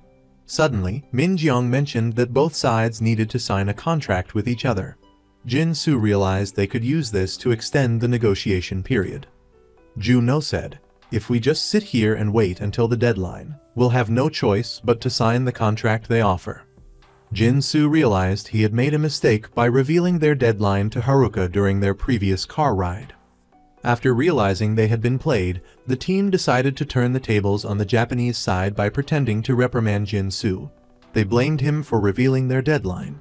Seeing this, Haruka immediately called Ozaki while he was negotiating with Juno, telling him that the Koreans were suddenly rushing to sign the contract. Upon receiving the news, Ozaki informed manager Yoshida. The Koreans had just requested a meeting. Typical Koreans, he thought, waiting until the last minute. During the negotiation meeting, Juno inquired about the terms of the sales contract. As expected, manager Yoshida refused to offer a discount. Juno then asked if they could benefit from existing discounts offered by Shimizu to other clients. The Japanese side stalled, saying they would give the matter serious consideration. Juno then asked for time for his team to discuss the matter. Thinking they had successfully pressured the Koreans, Yoshida agreed. But Juno told his team, "When our deadline arrives, it will also be their deadline." The next day, likely feeling guilty, Haruka invited Jin-Soo to a cafe to apologize. Being the youngest members of their respective teams, Jin-Soo was somewhat understanding, as it was just a task she had been assigned. But Jin-Soo also had a task. On the way back, he asked Haruka if Shimizu had no intention of dealing with Win. To make amends, Haruka revealed Shimizu's situation to Jin-Soo. In reality, manager Yoshida was making things difficult for Win because a promotion was coming up. Whoever signed a valuable contract would be transferred to Tokyo. Signing a contract with Win for such a small quantity wouldn't meet the criteria for Yoshida's promotion. That's why he was giving Juno's team such a hard time. After hearing this, Jin-Soo said, "There's no reason for my team to sign that contract without a discount." That evening, they went out to dinner together. Jin-Soo asked about Shimizu's down payment requirements. He learned that the company required a 10% down payment, followed by another 10% each month. If that were the case, the decision about who would go to Tokyo from Shimizu would be made next month. But Jin-Soo was curious why Haruka was so forthcoming with information. She said she felt remorseful and wanted to repay Jin-Soo to make it up to him. Jin-Soo, upon hearing this, exclaimed, "If you need to go to Tokyo, I'll find a way." He seemed to be considering making a move that would benefit his new acquaintance, potentially at the expense of his own team. After their meeting, Haruka felt a sense of relief. She even wore the cat socks Jin-Soo had given her, smiling brightly. Meanwhile, Jin-Soo returned to his team to share the information he had gathered. Back at their lodgings, Juno began piecing together the information about manager Yoshida and Shimizu. Yoshida needed a significant achievement to secure his transfer to Tokyo, and an order of more than 10,000 units, specifically 10,001, would qualify for a 50% discount. Juno decided to meet with Yoshida directly, but first, he called Director Park to inquire about their financial capacity. He wanted to know if Win could increase their down payment to 20%. Director Park said they likely wouldn't have enough funds this month to secure the deal. Juno advised him to go directly to the chairman for additional funding, specifically avoiding Director Ha, who would likely sabotage the deal. Following Juno's advice, Director Park met with the chairman to request additional funds. The chairman agreed that additional funding was feasible, but wanted the total order cost reduced. He approved the funding for Juno's team. The chairman's secretary informed Director Ha's finance department to release the funds for the contract. Upon learning about the approved funds, Director Ha angrily searched for Director Park, demanding to know why he hadn't been informed and why Park had gone directly to the chairman. Just as Juno predicted, Director Ha would have undermined the plan if given the opportunity. The next day, Juno met privately with manager Yoshida to discuss the contract. He got straight to the point. He wanted to place an order 10 times larger than Win's previous order, canceling the original order of 1,000 units. He asked Yoshida how they could reach an agreement that would benefit both sides. As he had gathered, the key issue was the down payment. Typically, it was 10% per payment. Juno proposed that Win would pay a 20% down payment upfront for the 10,001 unit order. This aligned perfectly with Yoshida's requirements for the Tokyo transfer. Yoshida offered a 40% discount on the new contract. However, Juno, having done his research, pointed out that the order of 10,001 units qualified for a 50% discount. Yoshida hesitated. Juno pressed him, reminding him of the approaching deadline and the previous delays caused by his team. It was now or never. Finally, Yoshida agreed to Juno's terms. Juno immediately informed Director Lee of the successful negotiation. As he was leaving, he asked his secretary if it was possible to meet with the chairman. It seemed Director Lee was planning something. Meanwhile, Director Ha was exploiting Director Oh Kai-young's tendency to blame others to avoid taking responsibility. Director Ha repeatedly mentioned how Director Oh had been reprimanded by the chairman, while Director Lee had not. This, he implied, proved their close relationship and the chairman's favoritism towards Director Lee. The listing issue was handled by Director Lee's department, wasn't it? Director Ha prompted. Director Oh retorted, "Just get to the point. Stop beating around the bush." Director Ha suggested they hold a board meeting to discuss why Win's listing had failed. The blame, he argued, should fall on Director Lee, not Director Oh. It wasn't fair for Director Oh to bear the chairman's wrath alone. To further sway Director Oh, Director Ha called in his allies to reinforce the idea that the failed listing was Director Lee's fault. This was part of his plan to bring Director Oh onto his side. Initially, Director Oh resisted, unwilling to betray Director Lee. But Director Ha had achieved his goal. He told Director Oh, "What if you blame Juno? I'm not trying to undermine Director Lee. I just want to create an opportunity for him to abandon Juno." To further solidify Director Oh's commitment to taking down Juno, Director Ha recounted the incident years ago, where Juno nearly bankrupted Sanan. Jumbo Pharmaceuticals, does that ring a bell? That was Juno's handiwork. The prosecutor investigated, but nothing came of it. That's because Juno used his own brother as a shield, and his brother died during the investigation. Director Ha continued, "You see, Juno is ruthless, willing to sacrifice even his own brother for money. He's back now, and his true colors will eventually show." But in reality, that year, Juno's brother had asked him about investing in Jumbo Pharmaceuticals. This was highly confidential information, making Juno wonder how his brother knew about it. However, his brother never actually invested in the fraudulent company. What truly transpired between Juno and his brother all those years ago? The next day, during the negotiations with Shimizu, as both parties prepared to sign the contract, one person objected, Shimizu's production manager, Nato. Upon hearing Win's representative, Park Rae-jong's name, Nato refused to sign the contract and apologized. Juno rushed to inquire about the problem. Nato stated, "A company that breaks its promises once will do so again. You changed the contract once. How can we be sure there won't be a next time?" The contract signing was off.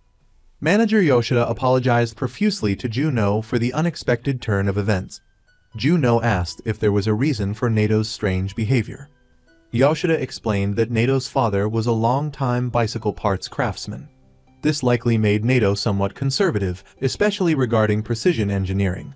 Juno noticed Nato's uniform and asked if it belonged to his father's factory. Yoshida confirmed it was, although the company had since merged with Shimizu. Nato had essentially inherited and continued to manage the production facility. After the meeting, Juno immediately asked Haruka how he could meet Nato.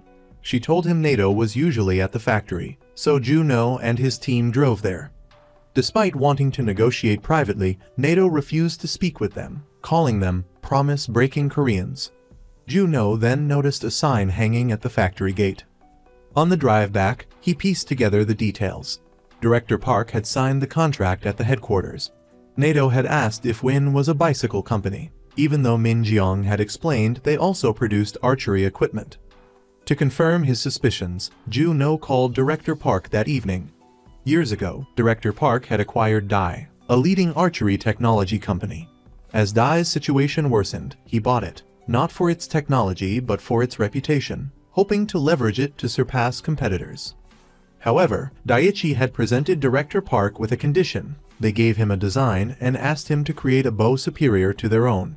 He initially thought it was just Japanese boasting, but he gradually realized it was a gesture of sincerity. With the pieces falling into place, Juno flew back to meet Director Park to confirm one final detail. Had he gifted Daiichi a calligraphy piece in return for the blueprints? It was a piece featuring the phrase, "Reviewing the old to learn the new" on C-letter 181 Tritan. And the boy in the picture from that year was Nato, the son of the craftsman who had gifted the bow blueprints to Director Park. The next day, Juno's team returned to see Nato, but he angrily dismissed them. Min Jun tried to convince him that Juno had something important to say and was on his way. Nato retorted, "If you make an appointment, you should be on time." Just then, Juno arrived. Juno immediately addressed NATO, confirming, "You refused to sign the contract because you saw Park Rae-jong's name, didn't you?" He acknowledged Director Park's acquisition of Daechai, a once leading archery company, which led to its disappearance from the market. NATO, unwilling to revisit the unpleasant past, tried to dismiss Juno again. Juno pressed on, "Wasn't your father a bow craftsman at Daechai?" He then produced a photo of his father and Director Park taken the year Daechai was sold. Juno explained, "Your father gave Director Park bow blueprints, and in return, Director Park gave him a calligraphy piece, the one you still have hanging in the factory, reviewing the old to learn the new on C letter 181 Tritan. Your father took this phrase as a reminder to embrace innovation." NATO remained skeptical. "You broke your promise to my father." But Juno revealed that it was NATO's father who had requested Director Park to create a better bow, hence the blueprint. Perhaps, he suggested, NATO's father wanted to both honor tradition and forge his own path. NATO recalled telling his father he wanted to become a skilled craftsman. Tears welled up as he pointed to the photo. "That's my father. And I'm living just like him. I can't believe how much I've become like him." Juno then presented a letter from Director Park addressed to NATO. It expressed gratitude for the sale of Daechai to Win and reaffirmed Director Park's commitment to preserving Daechai's legacy in Korea. Win, the letter stated, was the sole inheritor of the craftsman's spirit. The calligraphy piece, on C letter 181 Tritan, was a testament to NATO's father's legacy. Director Park wished NATO success in his future endeavors. NATO, finally at peace, thanked Juno for revealing the truth. Juno secured the 10,000 unit order with Shimizu. After the negotiation, Juno called Director Lee with his usual report. He'd return to brief the company immediately. Director Lee told him to wait. He was preparing something. Haruka, feeling guilty, invited everyone to dinner. Noticing her frequent glances and smiles at Jin-soo, Soon-young teased him, wondering if he had cast a spell on her. Perhaps she had uncovered his hidden keyball status. On the way back, Haruka gazed at Jin-soo and admired the socks he had gifted her, a token of their newfound connection. At the Sanin board meeting, Director Ha was confident he could finally eliminate Director Lee, his long-standing obstacle.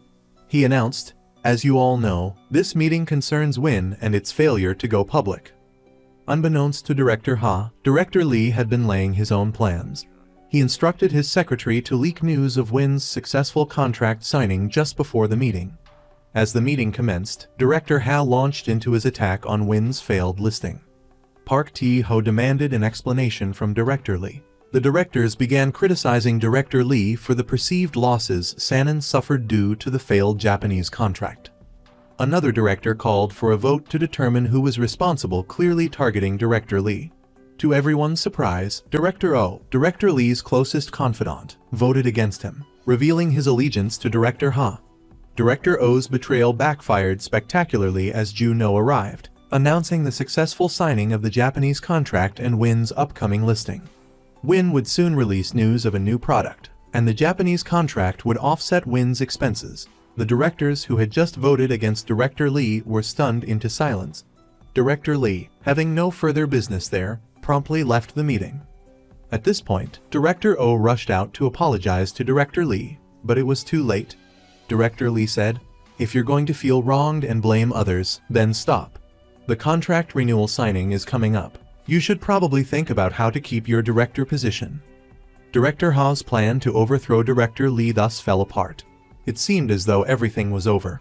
That evening, Director Lee called Juno to inform him of something. The chairman had secretly mortgaged his shares to take out an enormous loan.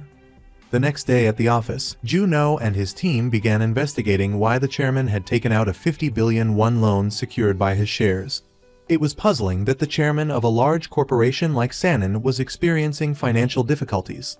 Jin-soo suggested, it would be great if the chairman had borrowed that 50 billion at a 10% interest rate. Meanwhile, the chairman's mortgaging of Sanin's shares began to leak within the company. To address this, he had his secretary summon 3 people, Juno, Director Lee, and Director Ha, for a meeting. Upon receiving the summons, the 3 quickly arrived at the chairman's office. Director Ha bluntly told him, "Don't worry too much, it's not a large sum. Right now, we just need to find a way to repay the debt that's advantageous for you." When the chairman asked Director Ha how he intended to repay the debt, he was stumped. Juno pointed out that the situation was quite urgent. The chairman's loan was due in about a month. If refinancing failed or the loan defaulted, Sanin would immediately be vulnerable to a takeover. The chairman said, "Then just use my shares to repay the debt." But in such a precarious situation, selling the chairman's shares to repay the debt would be like him trying to cut his losses and run. Other shareholders, seeing this, would likely follow suit, causing Sanin's stock price to plummet. Despite Juno's explanation, the chairman remained unconvinced. "What's the big deal if the stock price drops a little?" Juno asked. "What if rumors spread that Sanin can't repay the 50 billion?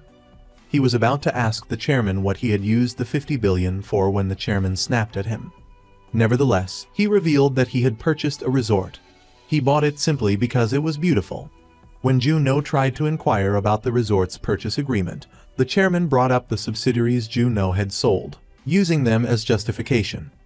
"You sold the very companies I painstakingly nurtured, and now you want to sell this small resort too? Should we borrow or sell? You two think about it," the chairman said, assigning the responsibility of resolving the debt to Director Ha and Juno.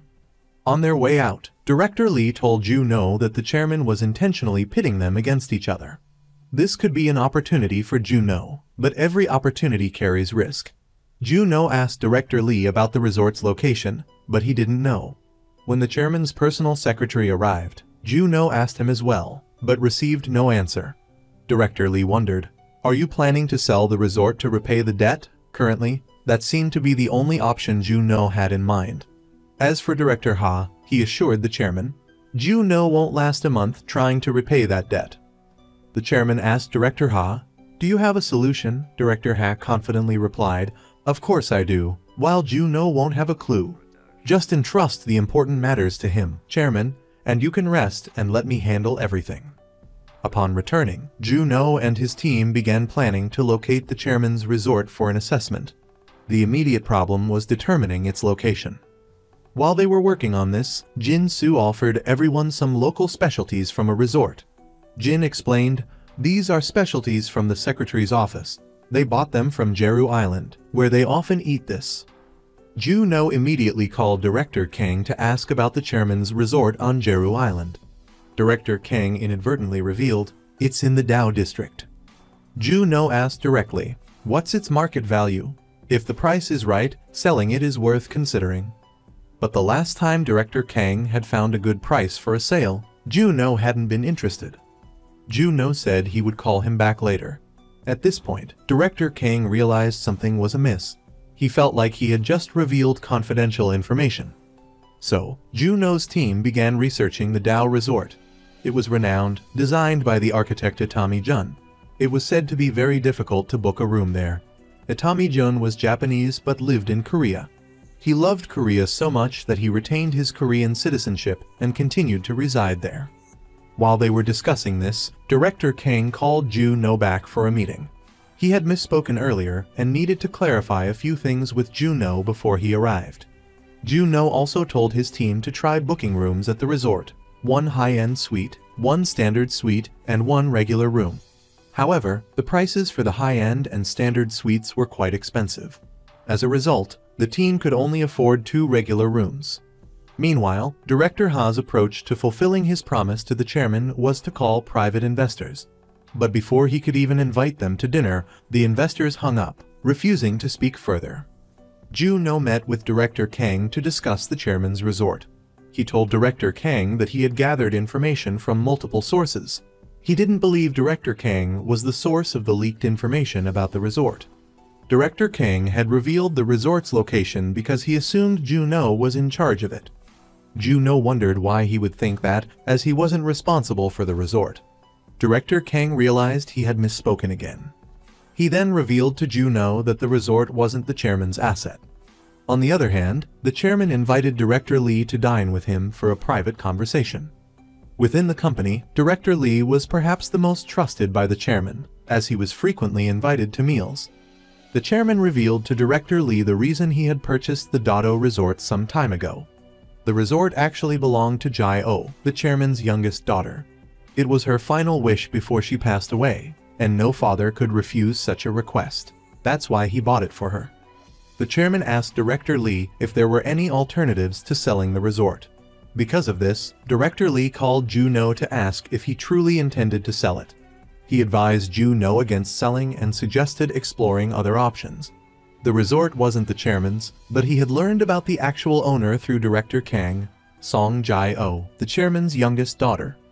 When Min Jeong arrived at the restaurant to join the team, their neighbor from earlier showed up to introduce herself and have lunch with them. Soon Young quickly learned that their neighbor had been living there for about a year. The simple reason was that she loved the resort so much. After the meal, she insisted on paying for everyone and offered to show Ju No's team around her place. They were surprised to discover that their neighbor was staying in the most luxurious suite. Soon Young remarked to Jin Soo, "She's not just ordinarily rich, is she? I wonder if she's terminally ill or something, spending money like that." That evening, the wealthy neighbor invited Ju No's team over. She introduced herself to Min Jeong as Song Jae-oh. She was quite lonely and wanted to get to know Min Jeong for companionship. Her disguise didn't last long, as Ju No appeared and introduced himself as the team leader. This was his first time meeting director Song Jae-oh. Ju No's team was stunned, realizing that Min Jeong's next-door neighbor was the director who owned the resort and the chairman Yi Sik's daughter. Seeing that Ju No knew who she was, Jae-oh graciously gave him a tour of her resort. Ju No had to admit the place was beautiful and tranquil, suitable for those seeking a peaceful retreat for the rest of their lives. Earlier, while enjoying herself with Ju No's team, when Jae-oh returned to his room, she wondered why they were working so diligently on their vacation. She asked what team they were on, perhaps the team specializing in mergers and acquisitions. Ju No frankly told her why his team was there. He wanted to conduct a field survey to assess Dadu's current situation.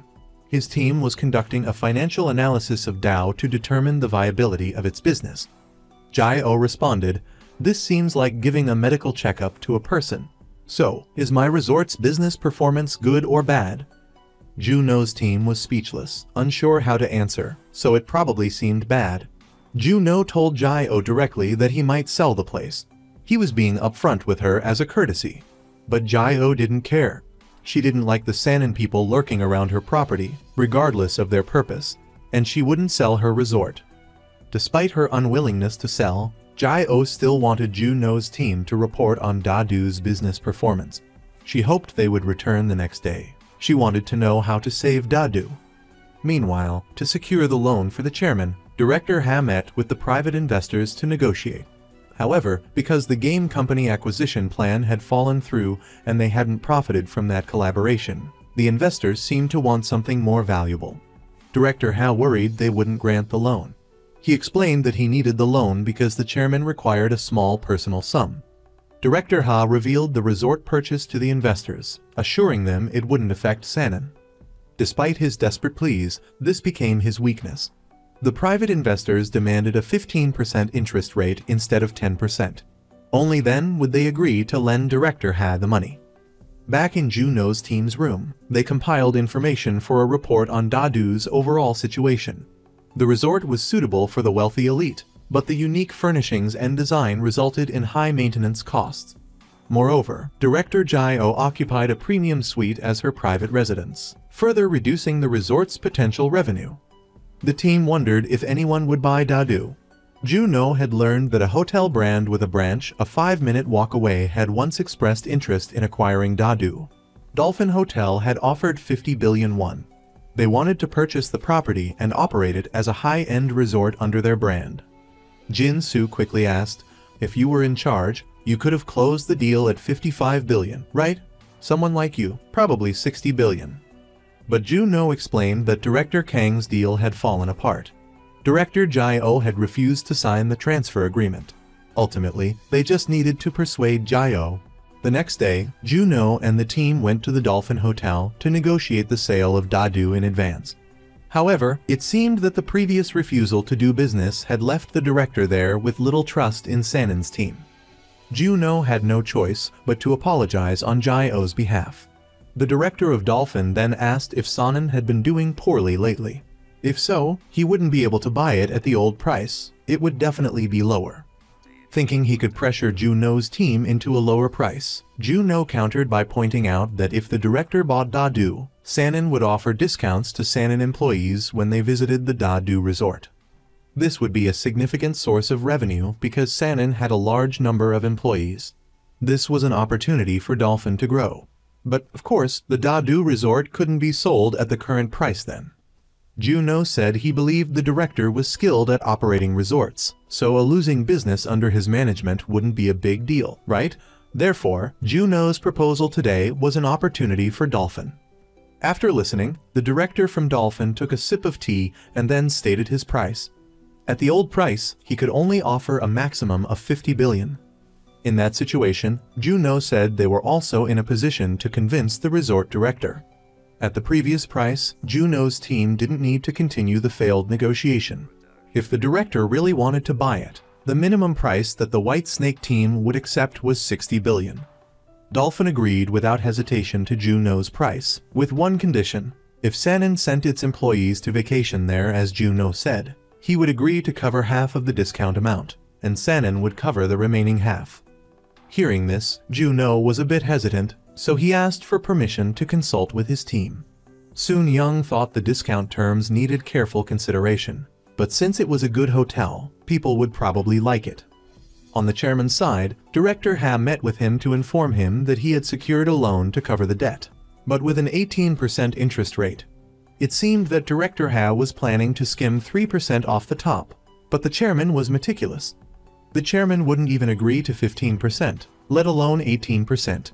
He immediately ordered Director Ha to reduce the interest rate to around 10%, or else he didn't need the loan. As Director Ha was about to leave, the chief secretary informed the chairman that Juno's team was trying to sell the resort. The chairman immediately flew into a rage because he didn't expect Juno to dare touch his daughter's property. He was so angry that he fainted on the spot. After Juno discussed the matter, his team had barely reached the door when the director from Dolphin called them back. He said he would agree to Juno's team's price of 60 billion if he could get a firm commitment that Sanin employees would vacation there to increase his revenue. Because he had been burned once, he would only sign if he had something to ensure it. One problem after another. As soon as Juno's team returned, Director Lee called to inform him that the chairman had fainted because he found out Juno was trying to sell his daughter's resort, and he should prepare to resign.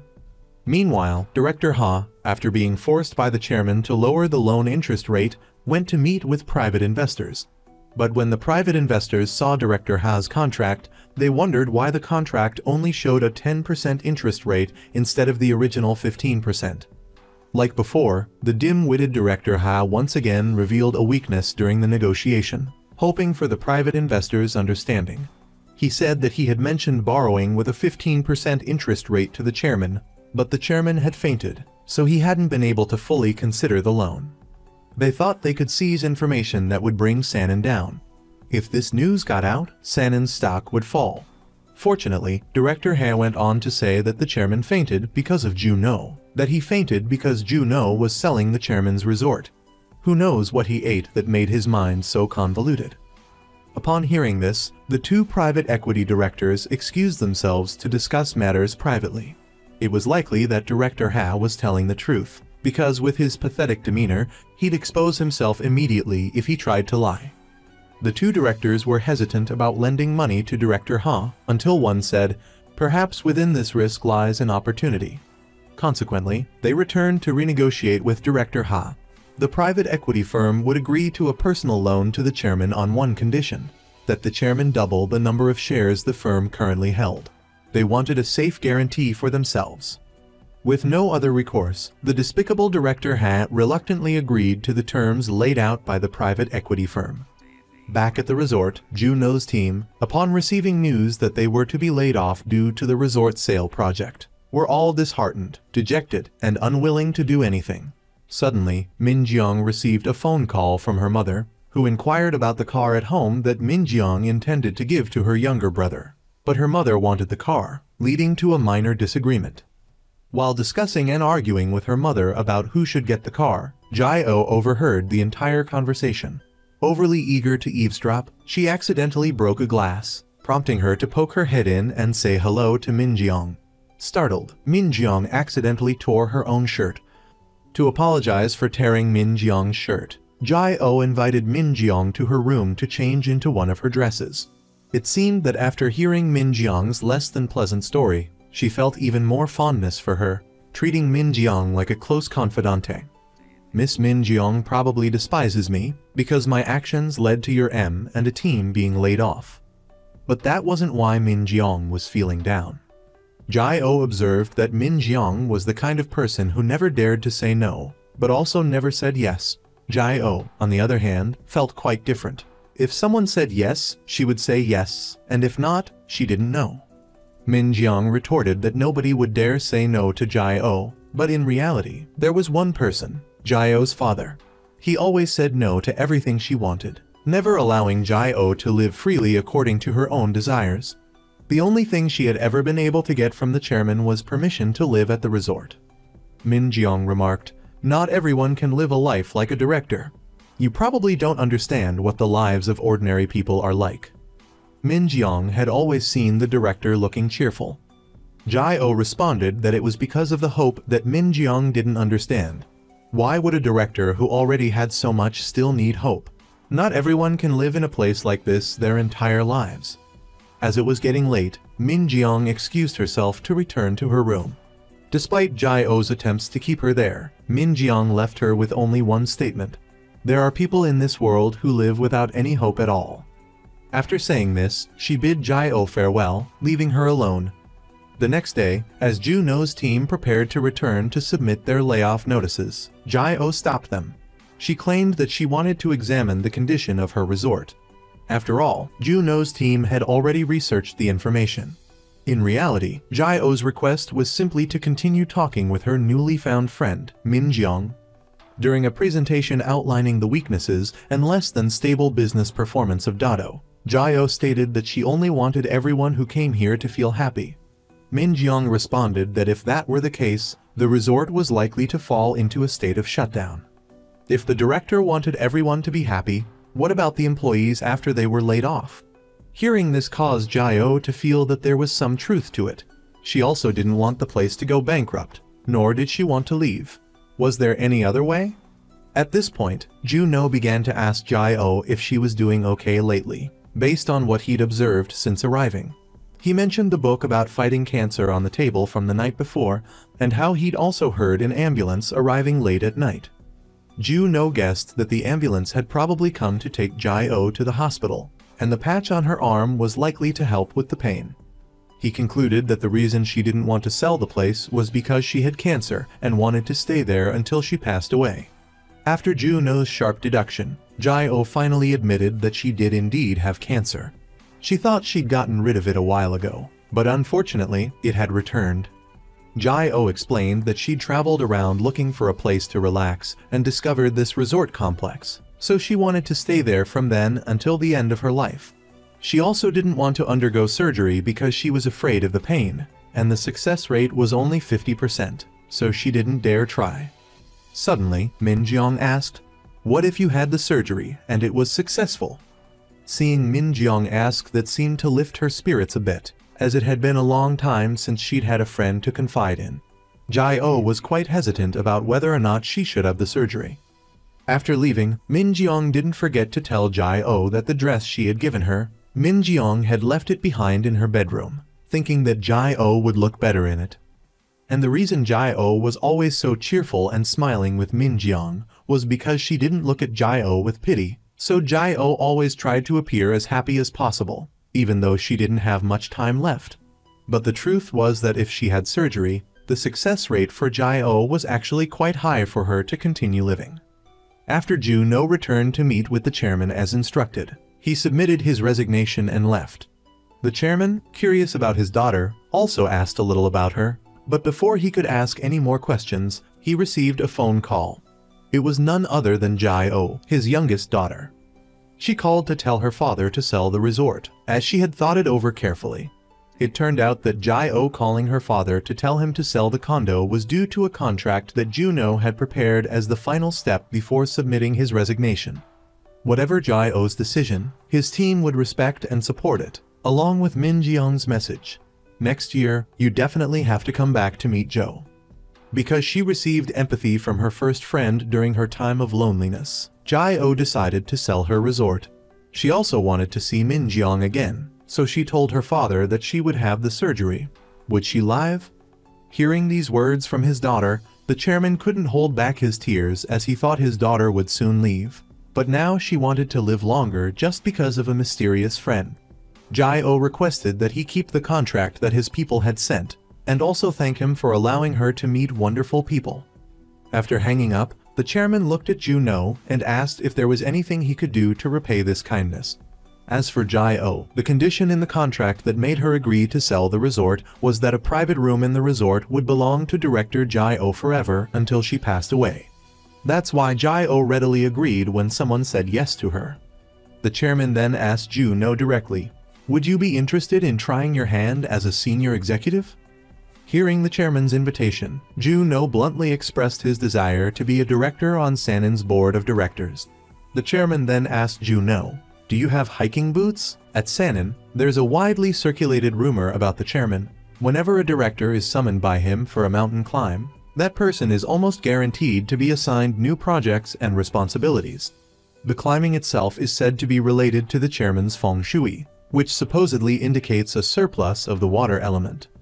To mitigate this bad luck, the chairman aims to alter the flow of water. As trees and soil are ineffective in controlling water's course, he opts for mountain climbing. This serves a dual purpose, assigning work and warding off misfortune, as stone is considered robust and resistant to erosion, making it ideal for impeding water flow. You could say the chairman has a touch of spiritualism when it comes to work, as per his feng shui. After Juno ascended Buchan Mountain with the chairman, he was tasked with a new mission, selling the golf business subsidiary in Yongbok. The following day, Director Ha expressed his dissatisfaction, feeling Juno was too young to be appointed to the board of directors. He approached the chairman, but the chairman was unfazed, believing that capable individuals deserve fitting positions. Furthermore, the chairman shared his plans to rebuild the construction company with Director Ha. Director Ha protested, stating that a minimum of 5 years would be required to resume business in the same industry after selling the previous construction company. The chairman dismissed this concern, instructing Director Ha to find legal loopholes and proactively nurture the plan. Meanwhile, Juno and Min Jiang gathered information revealing that the golf business was underperforming. Their colleague, Jin Su, observed that his friends used to play golf frequently, but now it's a rare occurrence, suggesting this might be the reason for the chairman's decision to sell the company. On the other side, Director Lee arranged a meeting with Director Oh to request a favor. Director Oh brought a gift to Director Lee as an apology for previously voting to hold him responsible for Wynn's failed IPO. However, Director Lee had not called him in to discuss this issue, but rather to inform him that the subsidiary he managed would soon be sold. Initially, Director Oh feared punishment, but Director Lee clarified that this was merely to facilitate Juno's appointment to the board and requested his cooperation. That evening, Director Kang called Juno to inform him that an interested party had emerged to acquire the Greenview subsidiary. Consequently, Juno met with the potential buyer to negotiate the deal the next day. The buyer's broker disclosed that a private, anonymous equity fund sought to acquire Greenview, with a request for anonymity. They intended to continue operating the business, but with one condition: replacing Greenview's CEO. The buyer's proposed price was approximately 80 billion won. Knowing that Sanin desperately needed cash to repay debts, Juno countered that 80 billion won was an insufficient amount given Sanin's current situation. While Sanin needed money, that was only when he heard the number of 11 trillion won. He argued that Sanin was no longer in that dire state, making the 80 billion won offer unacceptable. Upon returning to the office, Juno assembled his team to prepare for an evaluation of Greenview, but Soon Young's absence piqued his curiosity. Soon Young was at his mother's diner. He was constantly berated by his mother and the neighborhood women for being over 30 and still unmarried. However, Soon Young remained indifferent. Suddenly, some old friends appeared and greeted him. Coincidentally, these friends were executives at Greenview. At the same time, Jin Su called Soon Young to inform him that the group was on their way to pick him up, but Soon Young stopped them. If his friends at Greenview were to find out that his and a team was visiting Greenview for valuation purposes, it would immediately become public knowledge, making the deal more difficult. He instructed them to pick him up further away from the diner to avoid being seen. Once in the car, Jin-soo questioned whether firing the CEO in this and a deal was unfair. "Or are you thinking you're more suitable to be an employee?" Soon-young retorted. "I'm not sure I'd even let you be the CEO, not to mention if you don't get on the board, you'll be fired anyway." While everyone was discussing, Juno also said he was soon to be a director after this deal succeeds. Upon arriving in Greenview, Director Hyung-teik promptly met Juno's team, knowing why they were there. Juno wasted no time in getting straight to the point with the director, informing him that the company he managed was soon to be sold. Contrary to the assumption that the golf course would close, Juno assured him that all employees would be retained and the facility would continue to operate. Before Director Hyung-teik could truly relax, Juno added that a key condition in the contract was the desire to replace the current director of operations, namely him. In that event, Juno offered to assist him in finding another position within the company or a transfer to a different branch, if he so desired.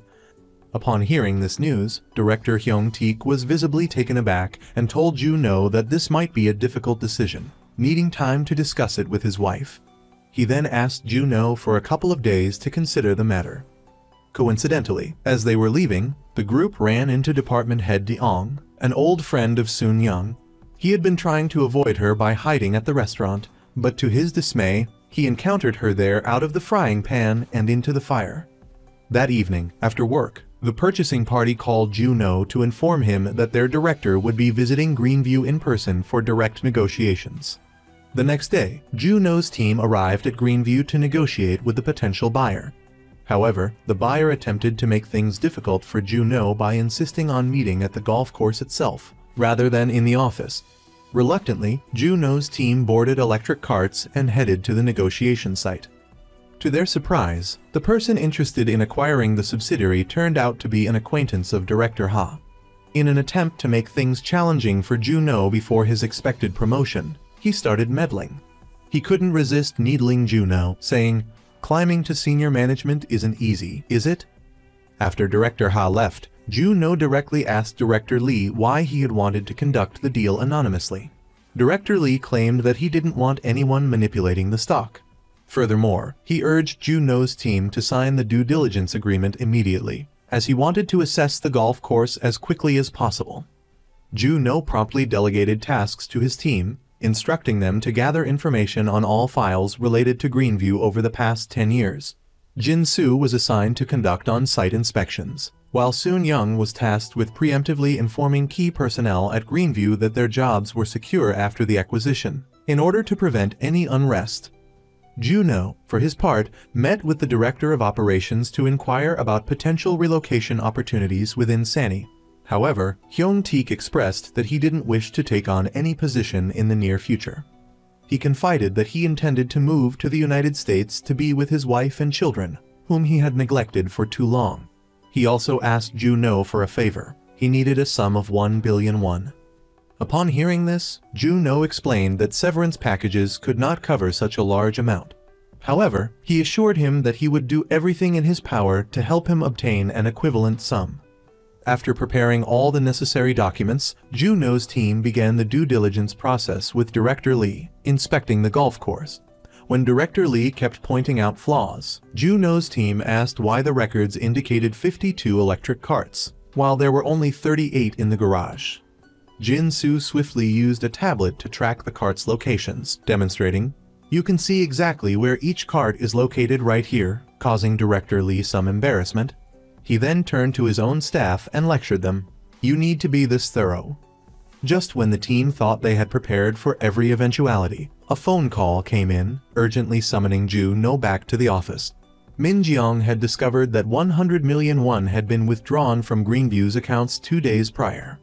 The data she had compiled didn't match the current funds of Greenview. When asked who had banking authority, the answer was Director Lee and the department head. Juno cast a significant glance at Soon-young. The team quickly set off for Greenview Company to investigate the embezzlement case. When Soon Young went to look for her friend Bonju, she received news that Bonju had already left. It was highly likely that she was the one who embezzled 100 million won from the company. As predicted, Bonju had gone to the bank to withdraw all the embezzled funds. As for Director Hyung-taek, he was irritated by Juno's suspicion and angrily stated that he had worked for Greenview for so many years, and now he was being suspected just because he had asked for 1 billion won in severance pay. Without concrete evidence, Juno's team returned to search for clues. Soon Young would try to find her friends at Greenview to investigate first. However, when she asked the two closest friends of herself and Bonju, both of them knew nothing about her whereabouts. Soon Young continued to visit another friend, Mu Zin, at the hospital. She was also quite close to Bonju. Mu Zin had been in an accident after operating an electric vehicle at Greenview, so she was receiving treatment there. When questioned, Mu Zin revealed that Bonju had indeed visited her yesterday, but she had come to pay for her hospital bills. Meanwhile, Bonju went directly to Sanan Group to find Juno's M&A office. Unexpectedly, she went directly to him to confess that she had taken the 100 million won. When asked where the money she took had gone, Bonju admitted that she had spent all 100 million won. Because of this incident, Soon Young explained the penalty she would face: 1 to 3 years in prison or, at the very least, dismissal from the industry for embezzlement. Bonju readily accepted a 1-year prison sentence, but she wondered how many years she would have to serve for 1 billion won. This question left everyone dumbfounded, wondering if she had embezzled an additional billion. Bonju said she didn't take that money, someone else did. The following day, Juno's team immediately went to Greenview to interrogate Director Hyung-taek. Seeing them arrive, he quickly ran into his office to grab his passport and flee, but it was too late. Juno stopped the director to investigate several matters. Were you planning to escape to America?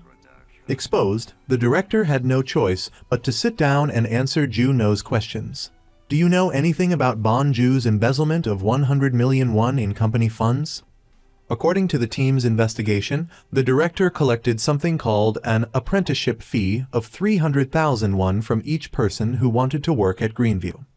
Furthermore, there was an employee who had an accident, and Bonju used that employee's approval to use those funds to pay for her friend's medical treatment, like a type of insurance that the company had to cover, which Director Hyung-taek should have been responsible for. But without concrete evidence, Juno's team had to return to discuss further. In reality, Juno knew the director was doing this for a reason. He couldn't bring himself to expose Director Hyung-taek, so he returned to ask Director Jo for a favor. He explained that he was negotiating a business deal with him, but the project was currently embroiled in an embezzlement scandal, so he wanted to ask him for help. He then asked Soon Young to bring the minutes to Director Hyung-taek to treat this incident as a termination penalty. First, he would have to stay behind bars until the investigation into the 1 billion won was completed. First, Juno would go to see Director Lee, hoping he would consider changing the embezzlement case into a disciplinary action. He would figure out how to recover the total amount of 1.1 billion won. However, after listening, Director Lee expressed his displeasure, saying how could he work with people who take company money and run away. He wanted to fire all the employees present at Greenview after this incident. After returning, Juno immediately relayed the news to Managing Director Lee, that Lee Hoon-min would be firing all the employees at Greenview. Realizing that this was the director from the Human Resources Department, Juno understood that this situation was not simply about whether he could negotiate the acquisition or not, but that the chairman was intending to re-enter the construction industry. The task he assigned to Juno was meant to make things difficult for him. The acquisition was essentially transferring assets from his left hand to his right. In the chairman's office, he also revealed that his reason for buying the land was to prepare for building luxury apartment complexes. He wanted to start preparations in advance to re-enter the construction sector on the golf course land, but this would be a violation of industry regulations. As Juno saw it, if the chairman wanted it, there was no stopping him. He wouldn't defend against it, but instead would go along with the chairman's wishes, but he also wouldn't allow him to achieve them. The next day, immediately upon arriving at the company, Juno was called in by Director Jo, who asked him to come to his office for a visit. According to Jo's investigation, Director Hyung-taek had some accomplices behind the scenes in the management of Greenview. but he was puzzled because there wasn't anyone with a high position in the operations department. Juno said that there were only people there who assisted customers with playing golf, so Hyung-taek probably had someone moving money out of that location. When asked how Juno intended to handle the employee layoffs there, he responded that his team would handle it and didn't need any help from Director R. Back in the office, Juno informed the team that the incoming director Hoon Min, in charge of Greenview, was going to carry out mass layoffs. The golf operations department had embezzled a significant amount of money, so the team would have to go to Greenview and reinvestigate everything. After splitting up to investigate, everyone received the same answer. Team leader Han had distributed the embezzled money to everyone and told them to just spend it. After regrouping, Juno told Min Jeong to put the two embezzlers on the layoff list, which made Jin Soo a bit confused.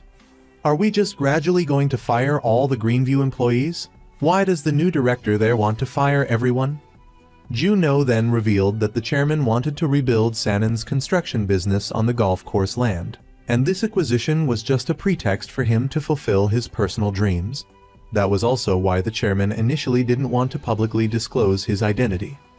However, to deal with this situation, Juno knew someone with more power than the chairman who could suppress him. That was none other than Director Yeon-woo, who had previously acquired Sanon's construction company. After meeting with her, Juno didn't beat around the bush but got straight to the point, informing her that the chairman wanted to re-enter the construction industry. But according to the contract, Sanon couldn't participate in the same industry for at least 5 years, and this was included in the sales agreement between the two sides. Yeon-woo immediately asked why Juno was revealing this to her. The simple reason was that she had bought Sanon's construction company at a high price, and Juno thought it was something he should do. Seeing Juno's straightforward approach, she was curious about how she could help him. Juno then asked her if she knew how to climb mountains. So the next day, when the chairman and directors went mountain climbing, Yeon-woo, accompanied by her legal counsel, appeared before him, which caught the chairman by surprise. She asked, "Chairman, do you also enjoy mountain climbing? Seeing everyone together like this makes me wonder if you're doing something behind my back. But surely nothing's going on, right?" After the greeting, the chairman suddenly didn't want to climb the mountain anymore and went straight back to his office. He knew that Director Yeon-woo was subtly warning him. He asked Director Ha, "She's someone with financial power, isn't she?" The chairman was also beginning to worry about Director Yeon-woo demanding compensation for breach of the sales agreement. At the same time, Juno also appeared to inform the chairman about the sale of the Gold Greenview golf course. He had already fired all the current employees there. The buyer was none other than Director Lee Hoon-min, who was representing an investment fund to acquire the project. Director Ha immediately asked why he was reporting this matter to the chairman. The reason was that the chairman had a deep affection for the employees of Sanon, and the sale of Greenview was an important issue, so he was there to report it to him. Upon hearing this, the chairman immediately told Juno to cancel the sale. He added that Juno was not qualified to become a senior executive. He also knew that Juno's announcement was just a facade, and in reality, he was subtly reminding the chairman that he would be violating a contract with Director Gonzu. That's why the chairman told Juno to cancel the company sale this time. After returning, an acquaintance of Juno's came to see him. Since he couldn't become a member of the board of directors, the plan the two of them had been cherishing could no longer wait, so Juno told his acquaintance to execute the plan. So, the next day, at Sanon, a number of meeting invitations from Dong-kin were sent out. Because of this, the inspection team arrived at Juno's office to confiscate all of his ledgers and books, and accused Juno of illegally using internal information and insider trading. After seeing the notice to conduct an audit and suspend him, effective immediately, Juno didn't flinch but laughed, as if this was exactly what he had been expecting. On this side, Director Ha and Director Jo were sitting together discussing Juno's situation after he received his suspension notice. A denunciation letter had been sent from the inspection department, and that letter was actually an invitation to a shareholders' meeting of Jumbo Pharmaceuticals. Juno was suspected of manipulating stocks in a previous trading session. According to Director Jo, he too had been suspended from his duties, awaiting an investigation and judgment from the board of directors. It's true that people can't overcome the temptation of money. Director Jo wondered if Director Ha had ever been tempted. He immediately recounted an incident from several years prior, when a pharmaceutical doctor came to see him. It was Dr. Byung-soo from Jumbo Pharmaceuticals. He came because he knew Director Ha was affiliated with the Sanan Group and was someone with both money and ambition. The initial amount the doctor proposed was around 10 billion won. Hearing the figure of around 10 billion, Director Ha knew right away that this guy was planning to skim some investment funds, so he snapped at the doctor. If you want to embezzle money, you need to use a specific number to deceive people. What's around 1 or 200 million to a director with an annual salary like mine? Director Ha forced the doctor to reveal the actual amount that Jumbo Pharmaceuticals needed before he would agree to anything somewhere around 8.7 billion won. Honestly, he didn't know the exact figure, but the more contingency funds the better, with the justification being drug testing and securing government investment money. That's precisely why Dr. Byung-soo had come to see Director Ha that day. With someone as experienced as Director Ha in analyzing financial statements, the doctor's statistics were too rough and unspecific, so Director Ha didn't want to take the risk. He then began to briefly introduce the type of drug that Jumbo Pharmaceuticals was planning to develop. It was a drug believed to be able to treat depression in children. They had reached the final stage of research but were lacking funding.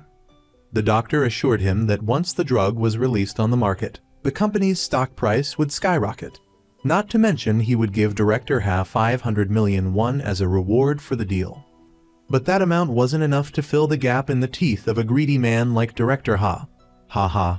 That was the story that Director Ha recounted to Director Joe that year, which surprised him. Because 500 million wasn't a small amount. If it were me, I'd use it to go to America and live a comfortable life. Meanwhile, on Juno's side, Jin-soo was curious as to why he had been suspended.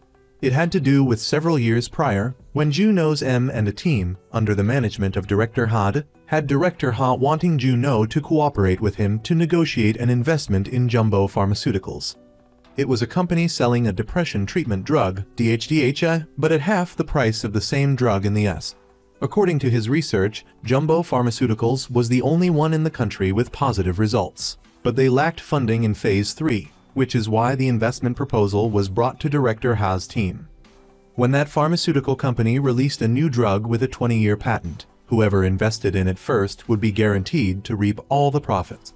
Director Ha claimed to have gathered inside information. Once it was selected as a national project, all other drug research facilities would give up. Juno wanted to review things further, but the greedy Director Ha wanted to speed up the investment process because they would be transferring additional shares, specifically 8 billion won in new shares and 4 billion won in old shares. So, with such a great opportunity, why not do it? Juno thought it made sense because the potential profit seemed good. He had just asked when they would negotiate when Dr. Byung-soo immediately appeared in the room for the negotiation, as if a plan had been orchestrated in advance through collusion.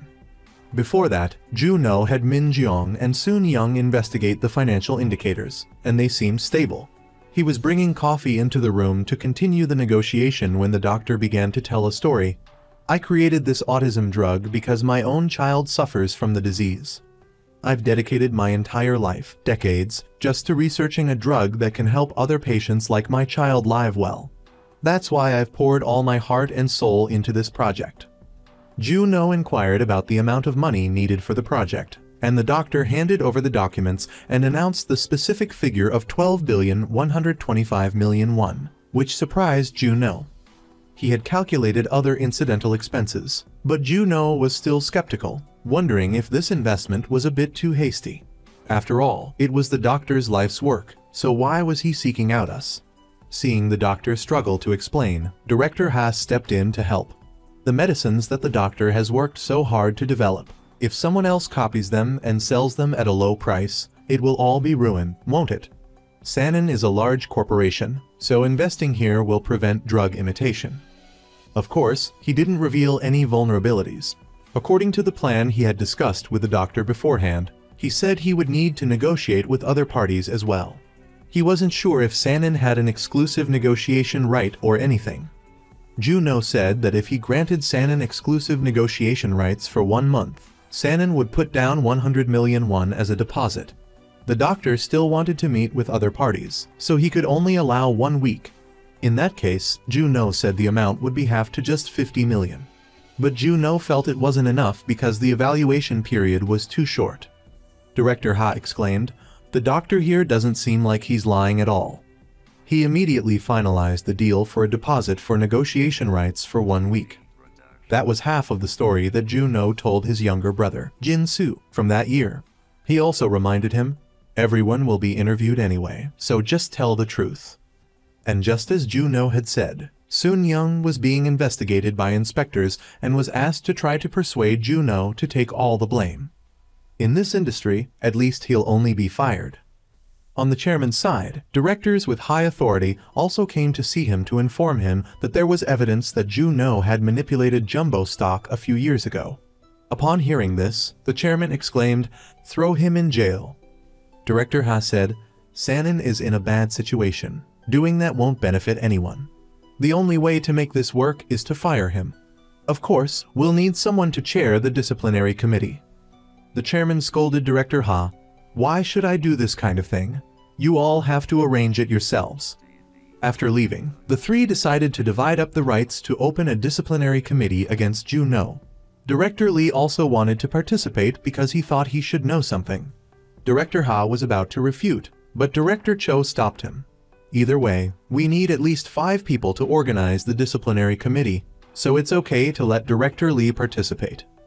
After hearing these words, a friend in the chairman's secretary's office immediately arranged to meet Di Rang at a cafe.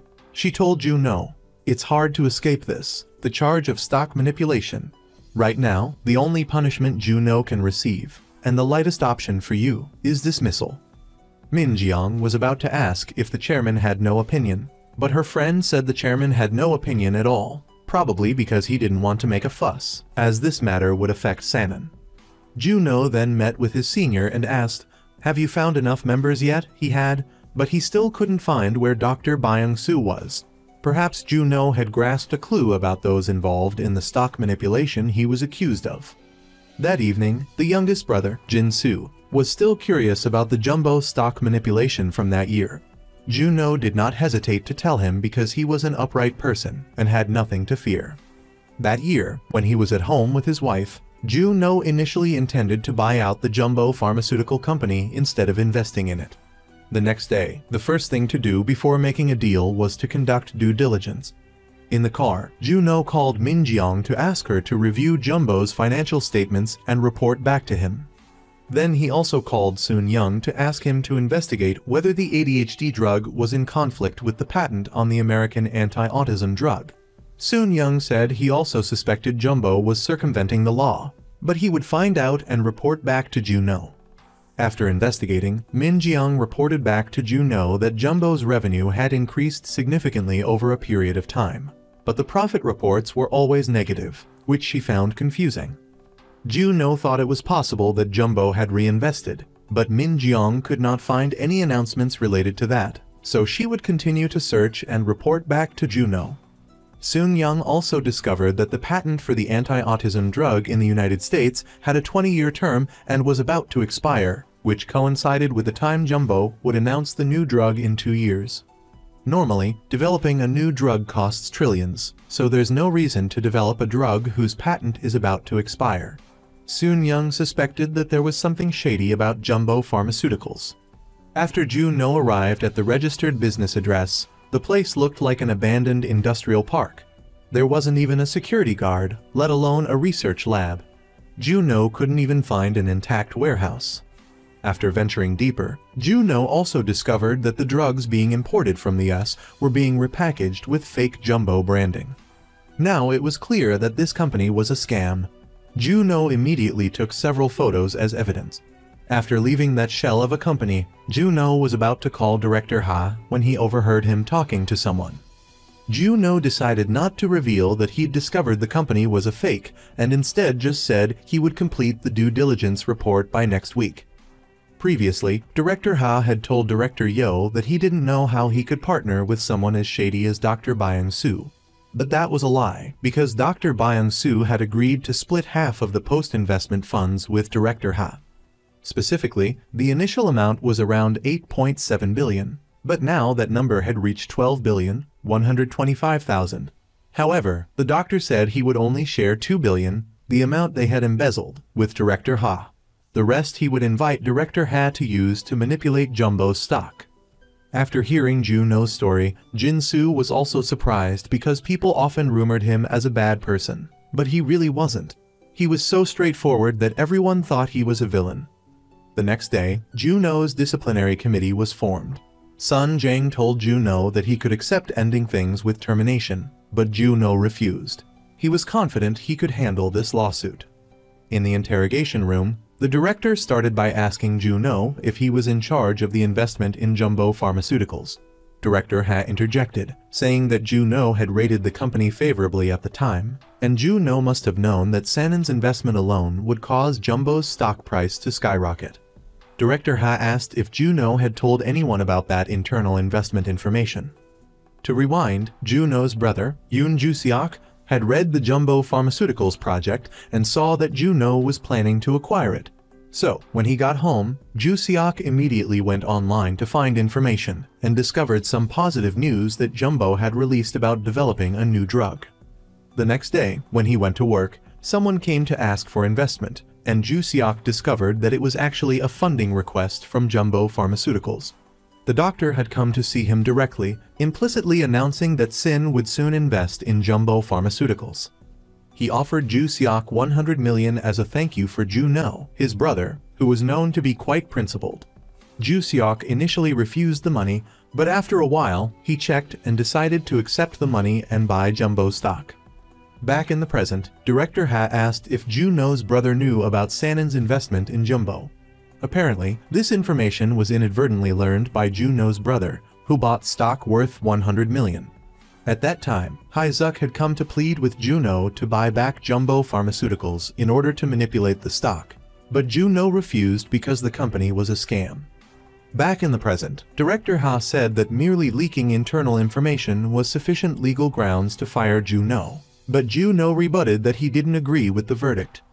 Director Ha then produced an invitation to a Jumbo Pharmaceuticals shareholder meeting as evidence that Juno was actually involved and owned 50,000 shares, meaning that Juno had manipulated Jumbo Pharmaceuticals stock, with a value of up to 1 billion. Director Ha said he had been lenient with Juno, but Juno had refused. Of course, Juno knew what he was doing. One of the directors told Juno that now wasn't the time to be proud, and that everyone was choosing to fire Juno for his own good. Director Lee felt that the situation was quite rushed and tense and suggested a short break. Looking directly at Juno, Director Lee asked if things were going according to his plan. Of course, Juno had nothing left to lose now. He would fight to the end in this disciplinary action. This was the only reason Juno had returned to Korea. If he ended things with termination, as Director Lee said, Sanon Group could sue him civilly, right? And the amount of damages would certainly be very large, so Juno couldn't possibly give in to this situation. As he said, Juno only wanted to know the truth about his brother that year. Meanwhile, Director Ha and Director Cho were planning to strike first, which was to tell everyone that Juno was the one who had manipulated Jumbo's stock. Director Ha stated that this was likely exactly what Juno wanted. Someone as scheming as him was impossible to read. Director Cho countered, proposing they pin a crime on Juno, an individual attempting to manipulate stock prices, who was detected and thwarted by Sanon. We'll construct a narrative portraying Sanon as a company capable of self-purification, and the article about it will appear as if it was leaked without our knowledge. Ultimately, getting rid of Juno would be beneficial for both Director Ha and Director Cho. First, we'll need to find a reporter to write the article. Upon returning to the interrogation, Director Cho began questioning him about how the stock manipulation scheme was executed. Juno readily explained that, first and foremost, there needs to be a driver, then a mastermind, and finally, the planner, the one who profits the most. Of course, there will be puppets used to conceal the mastermind. The investor drawn into the scheme will be unaware that they've been trapped. Eventually, that person will realize the chat group they were added to has 5 members, and the one who never appears is the largest shareholder behind the fraud. He specified, they'll choose a company with a market capitalization of 100 billion won to deceive their target. Director Cho wondered why not use a larger company to make more money. The simple reason is that a company that's too large can't have its stock price easily manipulated. Therefore, a company valued at 100 billion won is just the right size. At that point, the driver will encourage the target to invest around 1 billion won into a 10% stake in the company, and announce that the team will gradually raise and lower the stock price to accumulate shares among themselves. When ordinary investors start jumping in, they'll drive the price down. This makes the investors panic, and they sell their shares. After the accumulation of shares reaches a certain level, the driver team will buy and sell shares among themselves to drive the price up. While it's only the driver team trading with each other, they'll agree to a fixed number of transactions around an appointed time. This is called rigging, or, more simply, manipulating the stock and taking profits. This is often done at lunchtime when supervision is more lax. Juno quipped, "The Securities Oversight Committee has to eat lunch, too, right?" At that point, the driver will release some rumors to further increase the stock price. Following this sequence, the target will be the last one to cash out. The team will withdraw slowly and discreetly, as agreed. The investors rush to buy due to some news released by the team. At that point, the manipulated stock price chart will have a shape like a camel's hump. Because Jumbo was a failed pharmaceutical company, it couldn't create such a chart. The simple reason is that someone on the team broke the agreement and sold shares too early.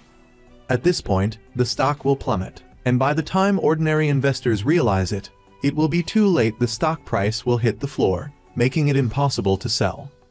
Hearing this, Director Ha asked, "What was Juno in that scheme, the designer?" Juno replied that the designer was Dr. Byung-soo of Jumbo Pharmaceuticals. As Director Ha knew, the manipulation had failed, gathering evidence against the team had become very difficult, and Juno certainly wanted to catch that Dr. Byung-soo. At this moment, outside of Sanan, Juno's senior colleague pretended to bring water, waiting right at the door, with the main goal of protecting Juno, and opening the door for himself to go upstairs to find information as well as evidence about those involved in the manipulation that year. Back at the interrogation, Juno then revealed that the reason he returned to South Korea was to find that Dr. Byung-soo at all costs. Director Ha inquired, "Didn't you come back to hide evidence of your own stock manipulation?" Juno stated that he would not admit to something he didn't do. As for the evidence Director Ha was holding in his hand, Juno had previously reported to him that he shouldn't invest in Jumbo Pharmaceuticals, but that year, Director Ha himself was the target invited onto the scheme's boat and traded stocks at the designated times. When Juno appeared with the report advising against investing in Jumbo, he didn't listen. Instead, he told everyone to go to lunch first. As everyone turned around, Director Ha, phone in hand, slipped into the restroom, anxiously wondering if he was being scammed by those stock manipulators. Meanwhile, Juno had called his brother to ask if he'd sold all the shares he had bought from Jumbo. Seeing heavy losses, Ju-seok decided to listen to his younger brother and cut his losses, returning to work in a gloomy mood. At this time, Ju-seok was met by a man who came to apply for investment funds worth up to 1 billion won. Instead of approving the loan that day, Ju-seok asked the applicant to wait about a week, when he could come to receive the 1 billion won loan for his company. As an employee of Haeseok Bank, Ju-seok could easily withdraw that amount of money to embezzle into his own account. Then, he recklessly decided to use that money to buy all 50 Zuzansen shares, equivalent to the 1 billion won in his account. Coincidentally, Director Ha, worried, sold 50,000 shares, perfectly matching Juno's brother's order. And, of course, after the trades were matched, the share price kept rising, driving Director Ha crazy. Back in the present, Director Ha told Juno, "Even if you say we shouldn't invest in Jumbo, you have to do it to become the perfect criminal, right? It's not necessary to invest to make the price go up. You just sell and withdraw, and that's it. Saying don't invest is just proof of your innocence." Juno said, "Let's say that's true. However, I couldn't do that." Juno recounted that his brother couldn't sell the shares to get out, so that evidence would still remain. Director Ha didn't listen and said, "Just owning those shares is a crime. Are you just going to blame the deceased and be done with it?" Director Ha angrily asked Juno. "Where did you get those shares? There's a shareholder meeting invitation right here as proof."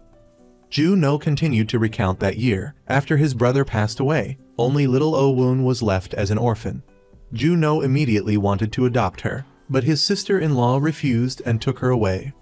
The lawyer, Soon Young, came to inform him about the inheritance his brother left behind, which was 50,000 shares of Jumbo and a bank debt of about 1 billion won. Juno said, "At that time, I couldn't leave that debt to a minor." Of course, according to the law, the next legal heir was Juno. Currently, Juno still owns 50,000 shares, along with the 1 billion won his brother embezzled from the bank. Director Ha still didn't care and said, "It's more likely that Juno borrowed his brother's account to directly manipulate the stock.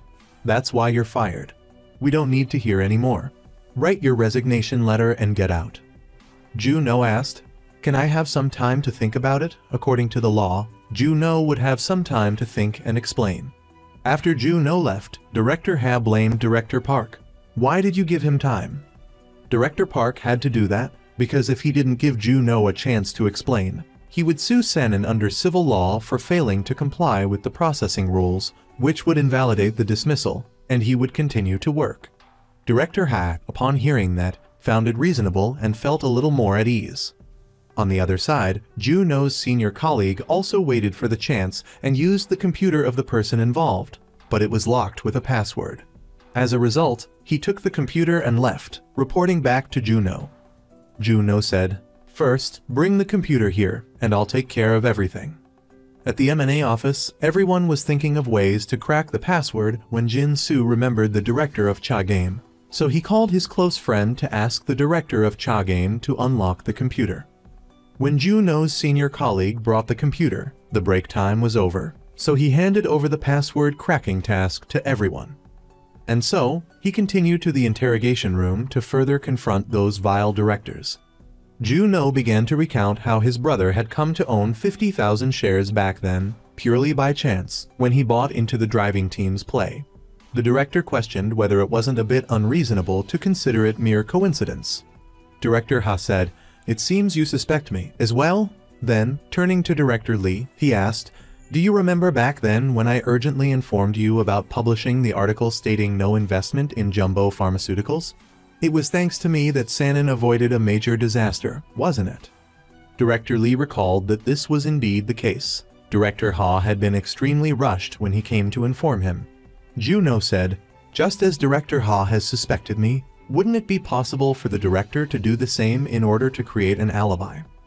Director Ha, puffed up with arrogance, said, "Do you have any evidence against me?"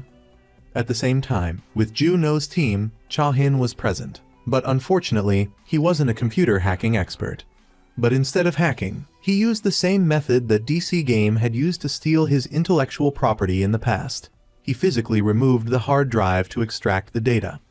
After they all connected to Min Yong's computer, as expected, Director Ha was indeed involved in the matter. Back with Juno, he said he had evidence, and, as he had said, the driving team didn't trust each other, so they had recorded the amount of money exchanged, the dates, and the transaction details, even including calls and messages. If they were going down, they weren't going down alone. Director Ha had barely asked where the evidence was when, like a bolt from the blue, it arrived. Currently, in Juno's hands was Director Ha's transaction history from the period before the Jumbo Pharmaceuticals incident. Seeing that Juno had evidence, Director Ha hastily denied it, claiming it wasn't his. Juno then produced another document containing a statement of his brother's transactions on April 29th, showing the purchase of 100 million won worth of shares and their sale 4 days later. On the same day as the sale, just 30 minutes later, Haizuk purchased 50,000 shares, equivalent to 1 billion won.